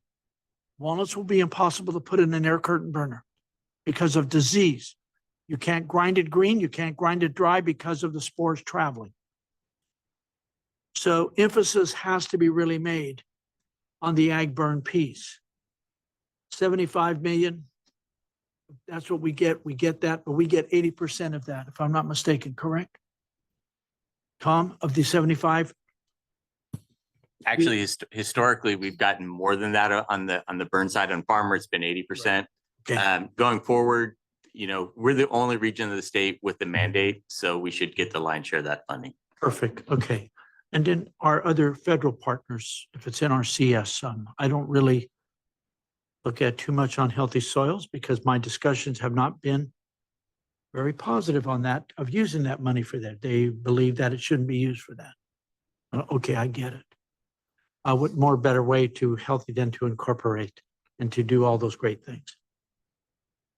So going back to those 2 items, and Mr. Chairman, I would also entertain a motion to have you with the district craft that letter of support for both items. Absolutely. And the third item, cap and trade, of making sure whatever we need to do to protect that. But if the incentives have not been free to farmers at all. Farmers have paid their fair share. That air curtain burner cost $2,100 an acre. The district put in, with your tremendous support, $1,000 an acre, okay? For that size of grower, okay? So that means the farmer has to come up with $1,200. In the past, he spent $300 to $400 an acre to burn. And now we jumped up to this level, but the farmers understand the importance. And if we don't reduce burning, then where do we take it from? And that's a concern. As you put, Emily, if we don't meet it, where do we take it from? And the stationary sources have gotten hit plenty already, okay? So I would make that motion, recommend that the chair be able to sign on a letter of support for the items. But I want to make sure that everybody understands that farmer is voluntary. If we don't get the funds, somebody crazy nut, excuse me, this is not the CAC saying this is me of my organization, is going to craft a law against farmers on tractors and say that all of our tractors have to be replaced in the San Joaquin Valley, all electric by 2035. Did that happen? Yes. But if we can show that our incentive programs are doing the greatest thing, and if they're not able to meet their transportation requirements with the truck laws and all of that, the 8,500 pound, 3/4 ton pickup that's going to have to go through twice a year smog checks, then we can show the rest of the state farm program of tractors can be used with that incentive. But ag burn is a law. And our farmers have to need and want that help to do the best they can, but they have to have help. If not, you talk about Sigma being a disaster for us. Then burning is just going to have to happen, and that's just the way life's going to be. And if you want to throw a farmer in jail, I guess you throw a farmer in jail. And then you go out and eat some computer chips or something, or open up a container from another country and maybe anthrax pours out of it. Okay.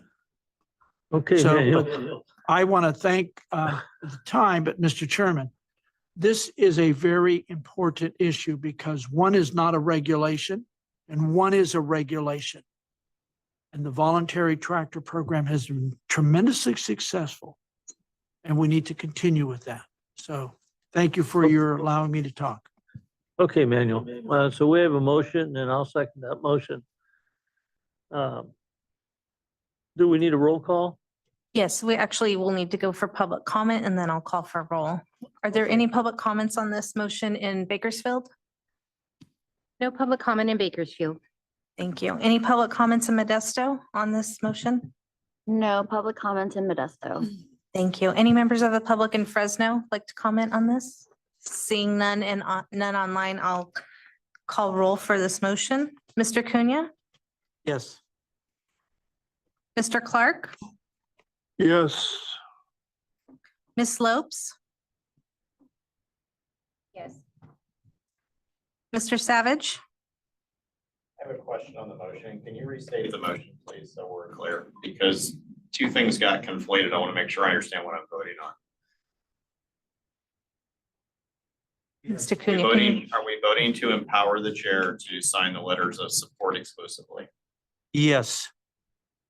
Manuel, you added in something about protecting the greenhouse gas funds. That's why I'm asking the question. No, it's that we want to make sure that the greenhouse gas program, the guidance and use of it, as you described, Chris, are not misused for other things like babysitting the government, babysitting our legislature because they need a pay increase. So we take it out of that fund. I just want to make sure it's used for what it's intended for.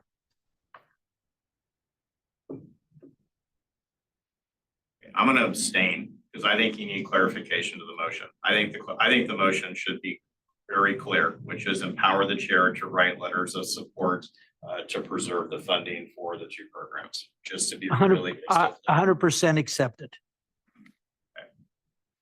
Okay, so that's, Do we need a motion and a second on the amendment? Yes, you will, Mr. Chairman. I okay, so- accept the amendment change. And so I need, if you want to second that amendment, I Mr. will Chairman, you second can. that. So Okay, then we'll we start the roll call. We'll start the Again. roll call on the amendment. okay. Mr. Cunha, Yes. Mr. Clark, I'm gonna go buy me $1 million chipper. I'm in the business. Yes. Ms. Lopes, Mr. Savage, Yes. Mr. Rios, Yes. Mr. Sanders, Yes. Mr. DeHart, Yes. Ms. Holmes, Yes. Mr. Leba, Yes. Ms. Agers, Yes. Mr. Crier, Yes. Ms. Matthews, Yes. Mr. Delgadillo, Yes. Mr. Cantu. Yes. Did I call for everybody? I believe so. Okay, through the chair, motion passes. Okay, so that was the amendment? Yes, with Okay, authorizing the chair to sign a letter of support from the CAC. okay, does that mean we don't need to continue on the original motion? No, that replaces the original motion. Very good. Thank you. Thank you, Chris. All right, where are we? Item 11. 9, all right, 11. Wildfire prevention and response strategy. All right, thank you, Mr. Chair and members of the committee. I'm John Klassen, Director of Air Quality Science, and I'll be brief with this. I know we got a few other items on the agenda. So I'll give a quick overview of this topic and then see if there are any questions or discussion. So we've talked about this with the committee here a number of times, but as we know, wildfires can greatly affect air quality. They can spike PM and ozone concentrations.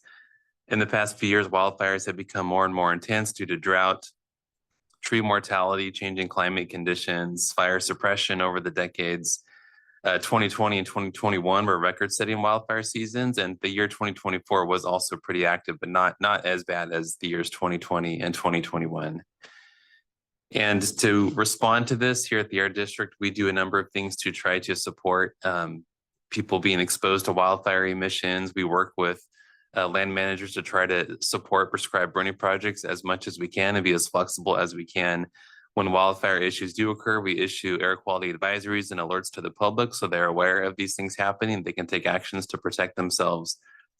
We operate a couple of air filtration grant programs here locally, both for commercial facilities and at the residential at people's homes to get air filtration devices. We put information on social media, different valley partnerships with media, and we continue to consider the impact of wildfires as EPA has just set a new PM 2.5 standard. We wanted to point out here just a few of the goals that are set at the state and federal level for fuel reduction. A number of you might be aware, but there is an agreement between CAL FIRE and the U.S. Forest Service to treat 1 million acres annually by the year 2025, and that is next year, just a few months away. And that's split in half, so 500,000 acres treated by CAL FIRE and 500,000 treated by the U.S. Forest Service. The governor also established the California Wildfire and Forest Resilience Task Force to focus on this, and they did develop a dashboard that's pretty helpful to look at progress towards that 1 million goal to see what the different agencies are doing to treat the acres across the California. The National Park Service, another federal agency, also has their own strategic plan that I noted here to treat fuels on their properties they manage, but that is much smaller compared to the amount of acreage that the Forest Service is in charge of. On the funding level, in the state's 24-25 budget, $2.6 billion were set aside over the next 7 years for this, and this is less than what was set aside in previous years with the state's budget issues. Less money is being put into this effort than what we've seen in the past.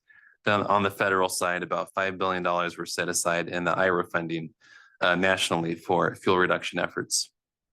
Just wanted to give you a quick scope of this interagency treatment dashboard, this tool that I mentioned. This is a tool that's being used between CAL FIRE, the Forest Service, other agencies to track the number of acres that they are treating annually for fuel reduction. And this is live now. You can go on it. And I don't have a link here on the slide, but we can share that if you're interested. You can click different years and see how this has been ramping up. This is the calendar year 2023. At the bottom there, I highlighted the total. So in 2023, there was just over 1 million acres treated across all these agencies for California. So if you look at the past few years, you see this ramping up and they're continuing to make progress towards meeting that 1 million acre goal for CAL FIRE and Forest Service. So we've talked about this in the last item, and this all kind of comes together. So in the year 2025, there are a number of biomass disposal regulation issues all coming together, converging together. There's this 1 million acre goal between CAL FIRE and the U.S. Forest Service for forest waste. There's the ag burn phase out happening in the valley that'll go into place by January 1st, 2025. The state also has a landfill organic waste diversion goal under SB 1383 that will also happen in 2025. So there are these three things converging all together into next year, where there definitely is going to be a bigger need for alternatives to all this waste. Biomass, forest waste, organic waste from landfills, something has to be done with all this material. So the state is trying to look at how we can use all this waste in a positive way to produce low carbon or carbon negative fuels from all this material. And we'll continue to look to support projects in the state as they look for these long-term solutions. So in addition to the state and federal side, local organizations also do a lot of work for fuel reduction efforts, prescribed burn projects. This includes local fire safe councils and prescribed burn associations. And I wanted to point out Nick here and Ashley on the CAC that do a lot of work in this area, and appreciate all your focus here. And what we want to do is we want to more strongly support the work that you guys do, get more connected, see how we can fit in to help be a part of the efforts that you guys do on the local level for education of people living in these areas and also doing fuel reduction projects. Just a quick update on something that came into place last year at our governing board study session meeting back in November of 2023.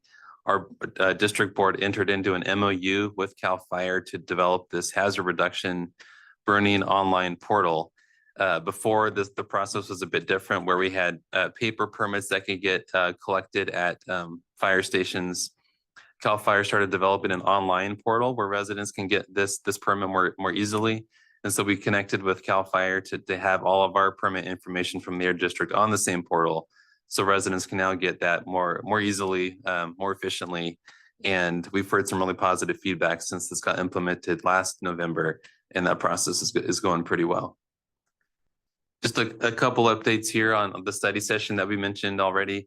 But last month we had our governing board study session. We had a panel that talked about wildfire policy, different issues. We had 3 speakers, one from the California Department of Conservation, one from CAL FIRE, and one from the U.S. Forest Service, specifically the Sequoia National Forest. And they all talked about their perspectives on fuel reduction goals for their agency, progress, and alternative solutions. And just to quickly highlight some of the points that were made, the Department of Conservation talked about the need for finding alternatives to all of the biomass being generated across the state. And they really hit on the point that they see that biomass utilization is a real key for forest health across California to help meet the state's energy needs and reduce greenhouse gas emissions under AB 32 requirements.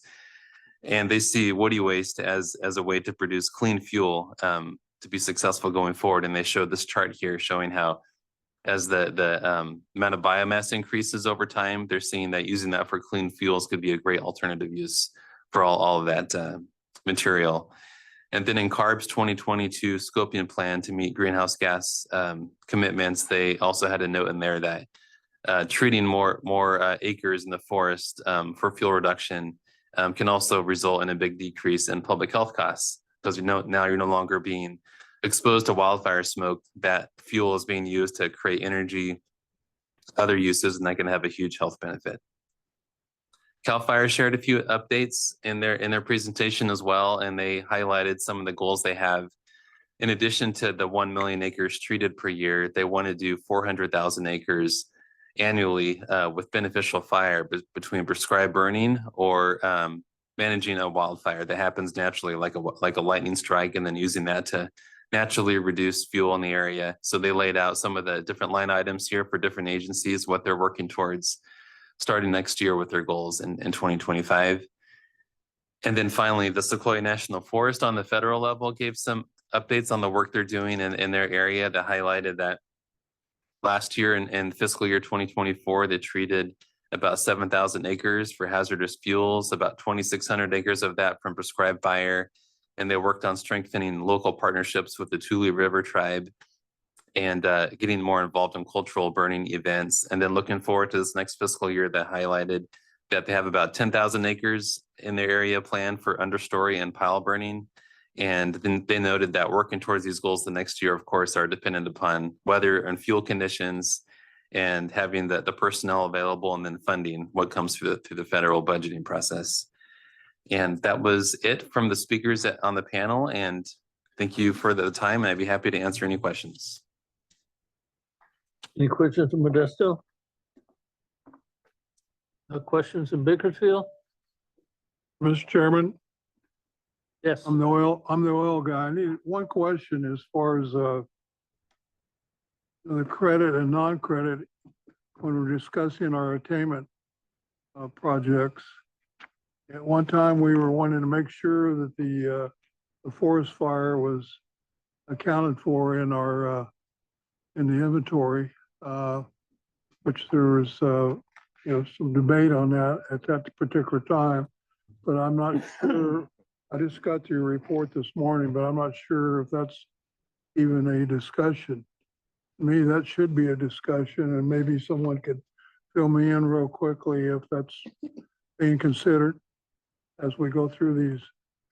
And we got about 5 or 6 of the, I always call them the dirt rules, which don't take offense to that. I've always used that term, but I think that's something that, when we're going through this process, all of a sudden we have a forest fire and the monitors are going wild, and all of a sudden we're set back a with regards to our attainment strategies.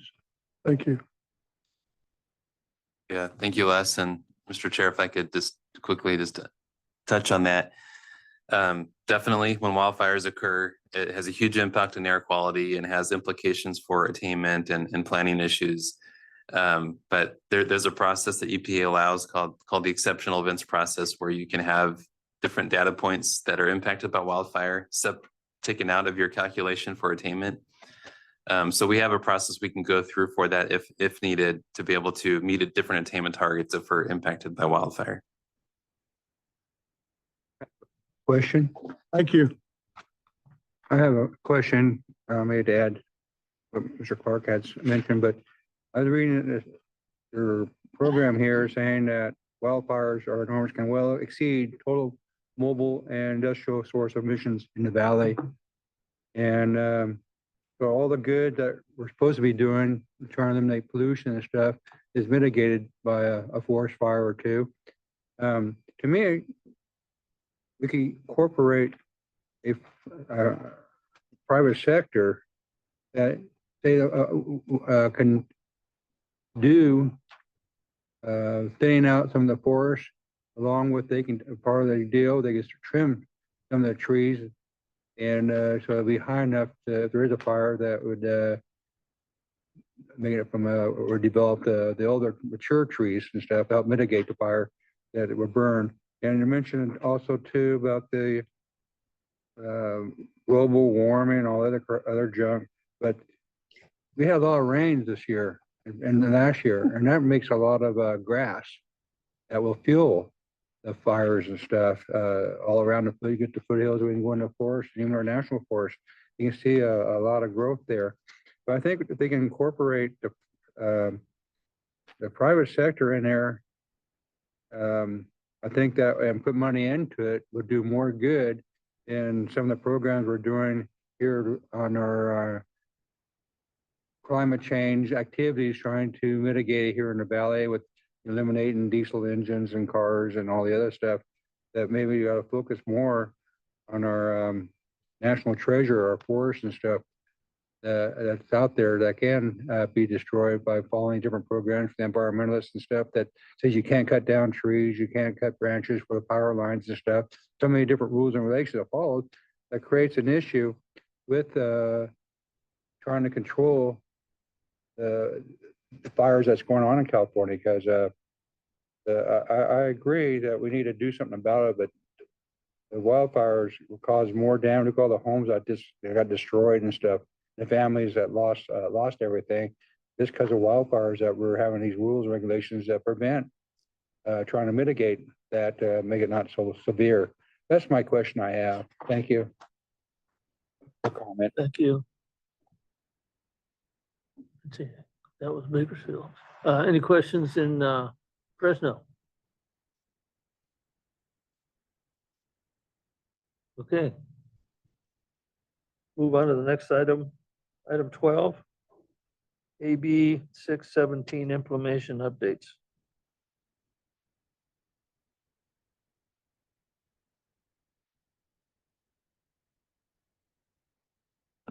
Hello, good afternoon, everyone. My name is Stephanie Ng, and I'm a program manager with our Community Strategies and Resources Department, which oversees the implementation of AB 617.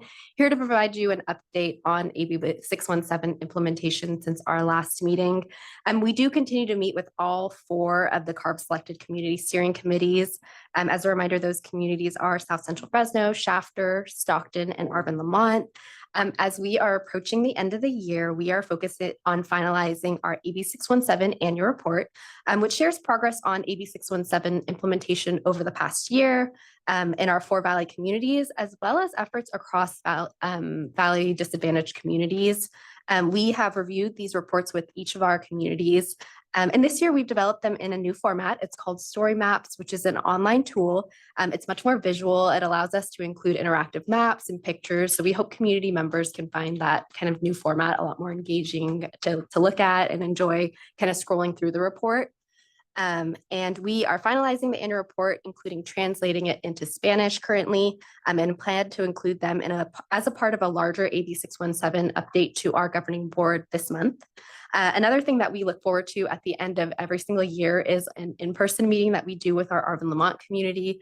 It's such a fun meeting, and we have some great updates for the community on work we're doing with the city of Arvin and also Kern County on paving, sidewalk improvement, and bike lane projects. So we're looking forward to kind of wrapping up the end of the year with that last meeting.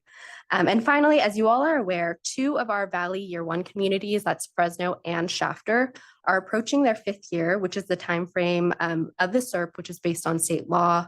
And that date is coming up in February 2025. So we've been working closely with both of those communities on pathways to wrap up SERP incentive commitments and begin transitioning these communities to their 6th year, which will look a little bit different.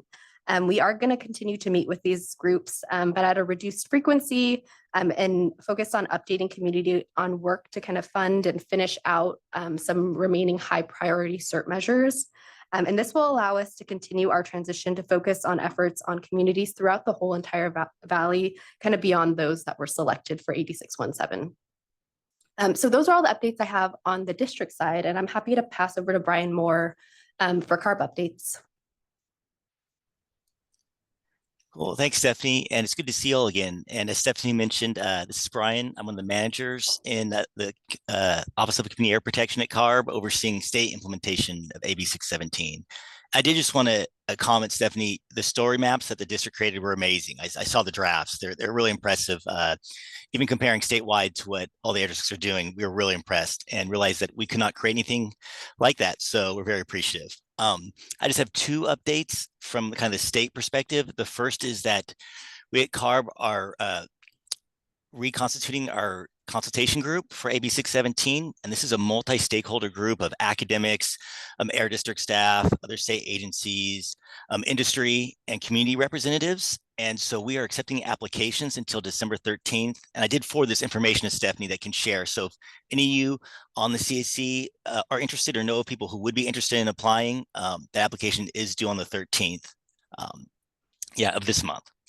And the second item that I wanted to bring up was the statewide mobile monitoring initiative. And so this is somewhat AB 617 adjacent. It's a really large statewide mobile monitoring plan to really look at hyperlocal air pollution. So this is Aclima. Aclima is a company that is leading this contract, and it's driving around cars basically to pick up really hyperlocal air quality. And this project is just getting going. Monitoring is not going to start until next year. Right now, they have a project expert group that has been formed of air monitoring experts, community members, and industry as well. And I believe Brad Dawson from the Air District is on that group. So they're getting ready to have their second meeting to start planning out the community engagement and the kind of statewide air monitoring plan for their mobile monitoring vehicles. And I've also sent on some information on that if you have any further questions. And that's my final topic, and I can answer any questions now or later. Feel free to email me. Stephanie can pass on any questions that come up at another time. So thanks. Thank you. Any comments from Modesto? Comments in Bakersfield? I had one question. What's the state representative? What's hyper mean? Does that mean exciting or what? Oh no, it's actually what kind of term is that? So traditionally we have stationary air monitors that look regionally. They capture kind of the average air quality, over kilometers.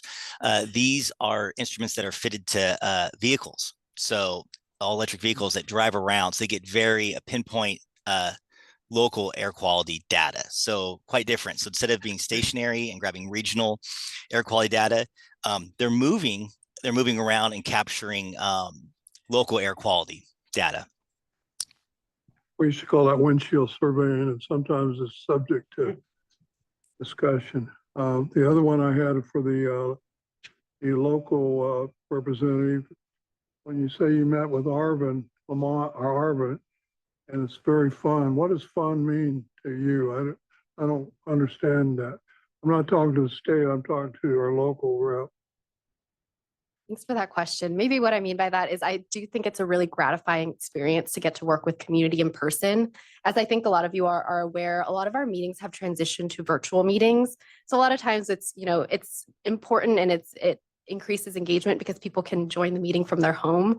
You know, we have this kind of yearly opportunity to meet face to face with a lot of our community members, share a meal with them and get to talk to them kind of more one-on-one in group discussions to kind of move forward CERP implementation. So that's what I mean by that. They're just much more engaging, a great opportunity to see people face to face and in person. Okay, thank you, both of you. Thanks. Any comments in Fresno? Yes, Mr. Chairman, one comment to Brian. Brian, if you could share that information on that mobile monitoring, because when we spend millions of dollars on stationary monitors, they're pretty secure. They're pretty, but if some electric car pulled up to somebody's cooking in the street or a homeless is running a fire and the car happens to go by, it's going to show. But I think we need to really see what that looks like and how secure and what does it pick up? Does it pick up 2.5? Does it pick up PM50? Or can I go up to it and spray an aerosol can around it 2 or 3 feet away and it'll pick up those great emissions? So I think, Mr. Chairman, I'd like to have a presentation to the CAC so we all have a better understanding, because I did not know you were doing this. I did not know the CARB was doing this. I'd like to know where these electric cars are going to be running on my farm. Well, I'm not going to let them on my farm, number one. That's for dang sure, because I don't know what they're going to do. But I think we need a presentation on this because I want to know more before I let electric cars run around with monitors on them of not knowing the security and what's their intent and who plays with the data. So I would request at the next CAC meeting, we have a full presentation by a qualified of the department, Brian, on this. And I'd like to know, being transparent, this is pretty transparent. I mean, no one knew anything about this, at least from my side of my industry, and probably even some of the manufacturing and probably even some of the oil folks. So, Mr. Chairman, I would request that we have this for our next meeting in January. Yeah, I sure. agree. I'd be interested in the mechanics as well. Yeah, we can totally share that. We meet with the contractor weekly and they have a lot of experience doing this. So I can share information through the Air District for you all to read up on, but then I can also, coordinate with the Air District to bring in the staff to explain, their quality controls, the types of air pollutants they're monitoring for, which is PM and some gases, and all of that. So yeah, feel free to send me any requests and I can set that up. Very good. Thank you. Did I cover all? That's in writing. Is that correct, Brian? I know we have to do everything in writing now.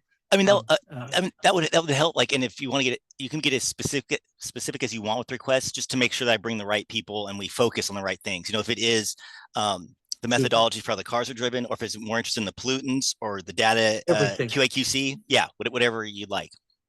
The whole data, the whole enchilada, the whole milkshake.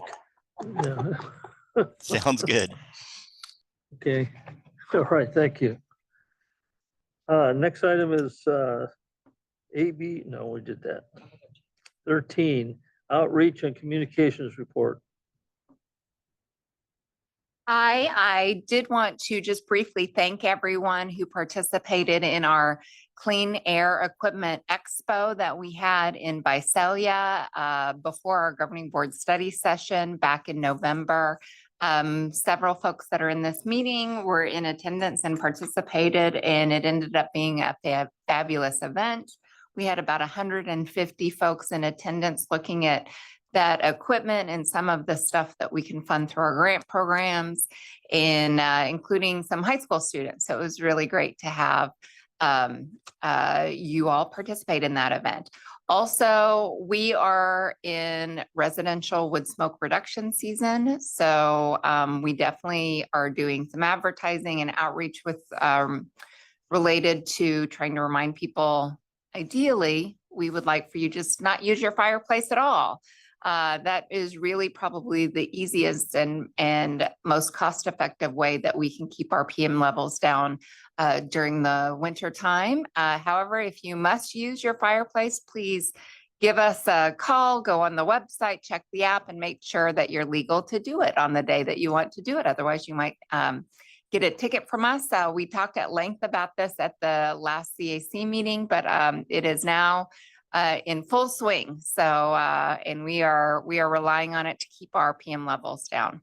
Last but not least, we have our kids calendar that's showcasing artwork, air quality related artwork of 15 student artists from around the Valley. We'll have that in-house probably here in the next week or so. Copies will be available at the next CAC meeting, but if you'd like to order some for your constituents or your office, you can reach out to us, just call any of our offices or just let us know and we'll make sure to get some to you if you need them before the next CAC meeting. With that, I'd be happy to answer any questions. We have one question on this. I have a question and this may seem, I don't know if it's a weird question, but do we ever do outreach in our surrounding districts? So, you know, we live in the Valley, we're the bowl, everything floats into the bowl. So our friends that live, you know, in Sonora or some of those areas who would be burning their fireplaces and their smoke comes into our area. Do we do outreach on, in those areas? Are we not allowed to? I'm not sure what the answer is, but I just thought I'd ask. Well, yes, the good news is that most of the larger air districts, that includes Bay Area, Sacramento, and Los Angeles, all have wood burning rules that are similar to ours that restrict when you can use your wood burning fireplace or wood stove. With regard to specific outreach, we do some outreach that bleeds over a little into Sacramento just because of the way your media market is set up there. So sometimes while we try to target our media, we sometimes bleed over into the other counties that make up the Sacramento media market. And then we have in the past partnered with our sister air agencies to do specific targeted campaigns. And the best example is that if you go and purchase a Duraflame log, there's actually a phone number on there that you can call to make sure that you can use that Duraflame log on any given day. So we have worked with other air agencies to get some of our messaging out to make sure that that kind of wintertime PM, using your fireplace is not only bad for overall air quality and impacts some of our SIP strategies, it's actually just bad for your health and your neighbor's health. So we do a little bit of that type of outreach. As a rule, most of our funds, just because of where they come from and how they get spent, they do need to be spent for eyes and ears, the people actually living in the Valley. Thank you. Questions in Fresno? Real quick, Mr. Chairman, Jamie, your entire team and the executive staff and everybody and the board, one heck of a 2-day event. I think the equipment outside was very displayed very well. But I think you had a tremendous amount of an audience there. And I met with those high school kids, especially the FFA chapter from Visalia. And they're in the farmer program, Shiraz. They have gotten some tractors through the program. But again, excellent 2 days and congratulations to all of you. Good job. Thank you. Thank you, Mr. Chairman. Questions in Bakersfield? Okay, let's move on to CAC member comments. We'll start in Bakersfield.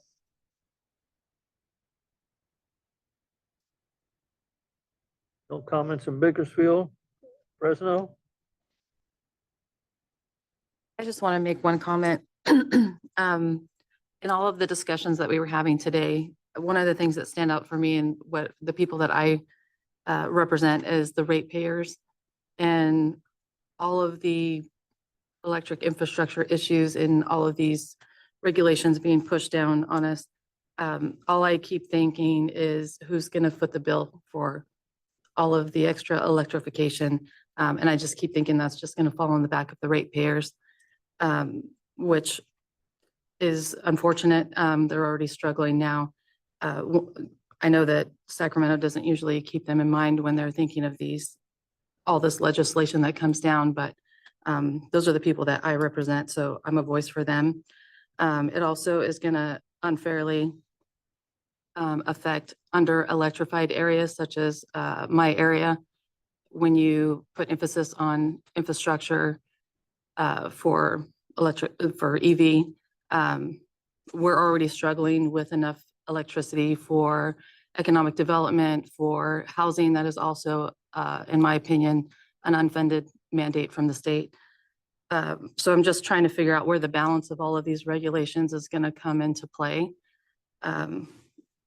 Also, I know that it doesn't really, this board doesn't really have much say, but Sacramento seems to operate in silos, CARB, EPA, air pollution, water agencies.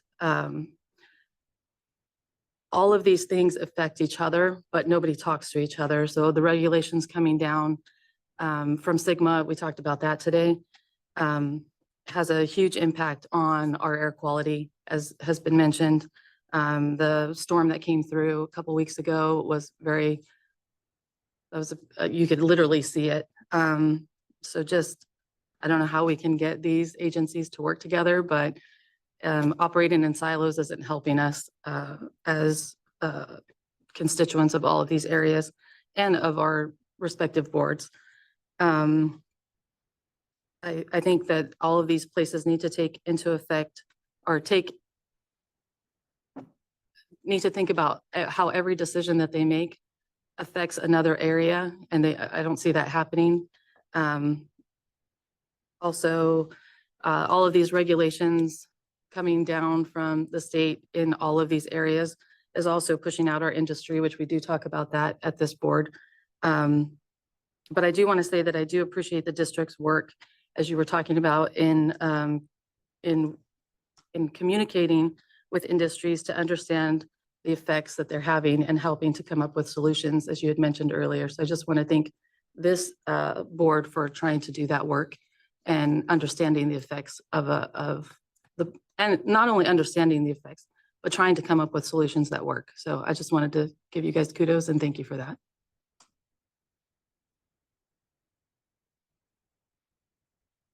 The district's left. Modesto. Huh? Okay, Congressman Modesto, any comments?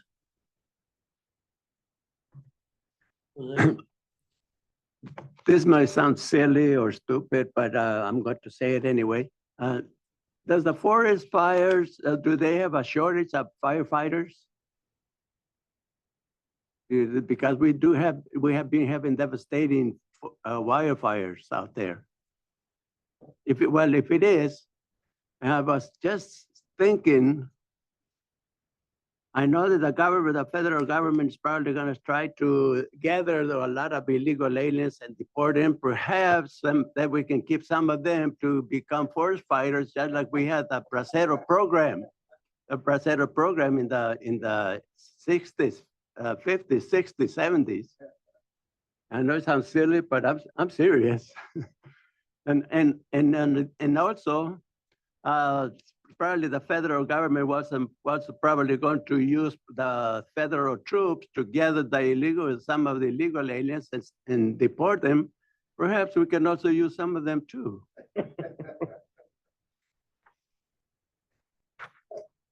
It is possible. Is that it, Jose? That's it. All right. I have three.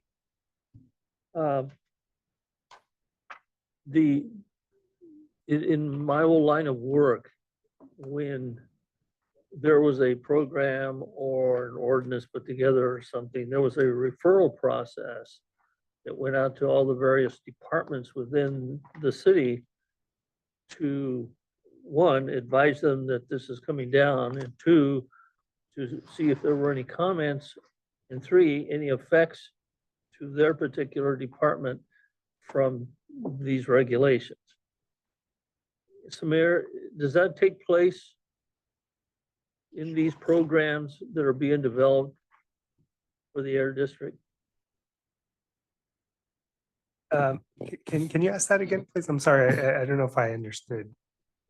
I guess what I'm asking is when these programs are developed for the air district, are they referred, and I think the previous, not Jose, but the previous speaker kind of mentioned this. Are these programs referred to other state agencies? You're talking specifically about the wildfire stuff or just? All of them. Oh, Any and all programs that are developed from regarding air pollution districts, are they referred to other agencies to determine whether there will be impacts or effects or just to advise them that these are coming down? yeah, I mean, that's a good question. So, I mean, we work on a wide variety of things. We have regulations, we have incentive programs, we have different things that have different impacts on, stakeholders, businesses, residents, right? Potential other agencies, impacts, a lot of stuff we do, there's maybe potential water impacts. So we work with all these other agencies as necessary to ensure that those impacts are mitigated or looked at. So we don't want to have a negative consequence on another agency. And what other agencies are doing, we want to make sure that there's no negative impact on what we're doing. So there's a lot of collaboration and communication that takes place. And of course, a lot of things that we do go through a public process, right? All the regulations we do, some of them are year-long, multi-year-long public processes that take place. So it allows everyone out there, the public, other stakeholders to be engaged in the process and bring about any potential concerns and unintended consequences of what we're doing. Okay, good. These other two questions pertain to the trucks themselves. Do we happen to know how many trucking companies operate electric trucks in California? I don't have that figure with me, but I can surely try to get that for you. Okay, and I don't know if anybody would know this, but what's the charging time for a truck? So I mean, they got very level 3 chargers that they can charge trucks in literally hours, I think. So I can't be, I probably gotta look at that, but I know that some of these new trucks that are out there, I don't remember, was there an 8-hour charge or? There's a 4-hour charge? Yeah, sure, to help Shiraz. Thank you. I appreciate that. We have approximately, and CARB still hasn't given us the number, and we've already asked it in writing several times, but there's estimated of 1.3 million trucks.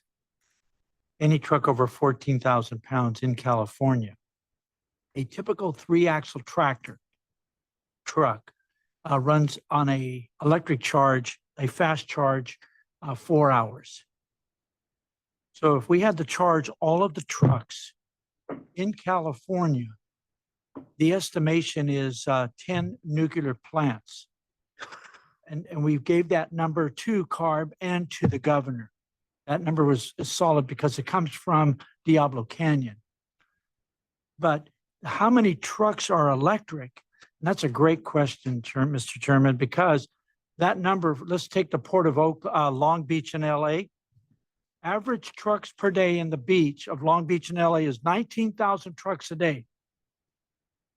Diesel, the newest, cleanest diesel rigs, they have 251 electric trucks. That's all they have. And yet they have to use the Tier 4 trucks to move cargo, because if not, we have a serious problem with movement of freight. So if I was to guess the number of how many electric trucks, probably at the most, maybe 500 electric trucks. I believe Oakland has 34 electric trucks. So the question becomes very back to what you described, and the truck disaster is a disaster, and now they're looking at the 8,500-pound 3/4 ton truck. So all your 3/4 tons are going to fall into this arena of having to be replaced with electric 3/4 ton, which is definitely going to be exciting. But that number, CARB is not able to still give us how many actual trucks were taken out of the system, which were tier 3s by January of 24. And that number was somewhere around 323,000 trucks were shut down because they were tier 3 and tier 2. So Manuel, thank you. The reason I'm asking the question is that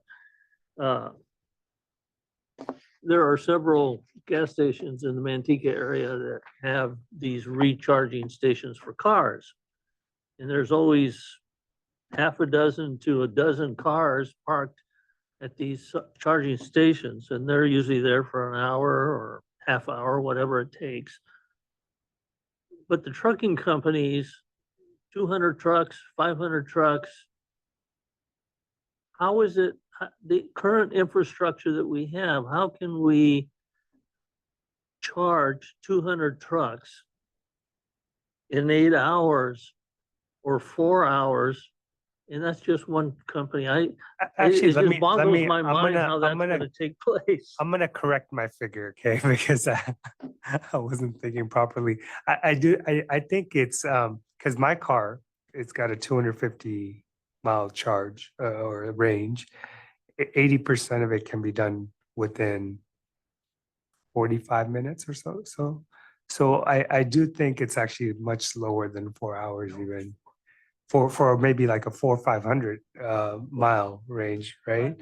Right, Samir, but the battery on a truck is as big as your car. You know, and Yeah. I Yeah, so it's probably, and we're Amanda's probably talking right. about- 4 hours sounds about right.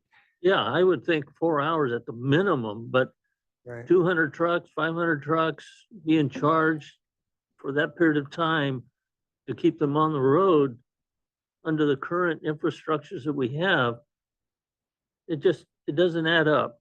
Right. And I think in the context of the discussion we're gonna have about the infrastructure, we need to discuss that and come up with some kind of reasonable solution or possibility to solving the problem. Thank you for your comments. Any other comments?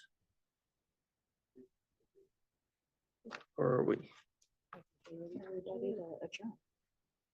Volunteer to present report governing board meeting. We have an item 15. Is there someone gonna speak to that? Usually Manuel does it. He Oh. wants to go to the meeting. Oh, I don't want to get Manuel going again. No, you just ask who wants to volunteer. Who wants to volunteer to present the report to CARB? No, I don't. To the governing board, not to I'll CARB, be sorry. happy to do that, Mr. Chairman, if you'd like. Yes, thank you. Who was that? Manuel. Manuel. Very good, Manuel. Thank you. All right, meeting adjourned. Thank you very much. Have a great day.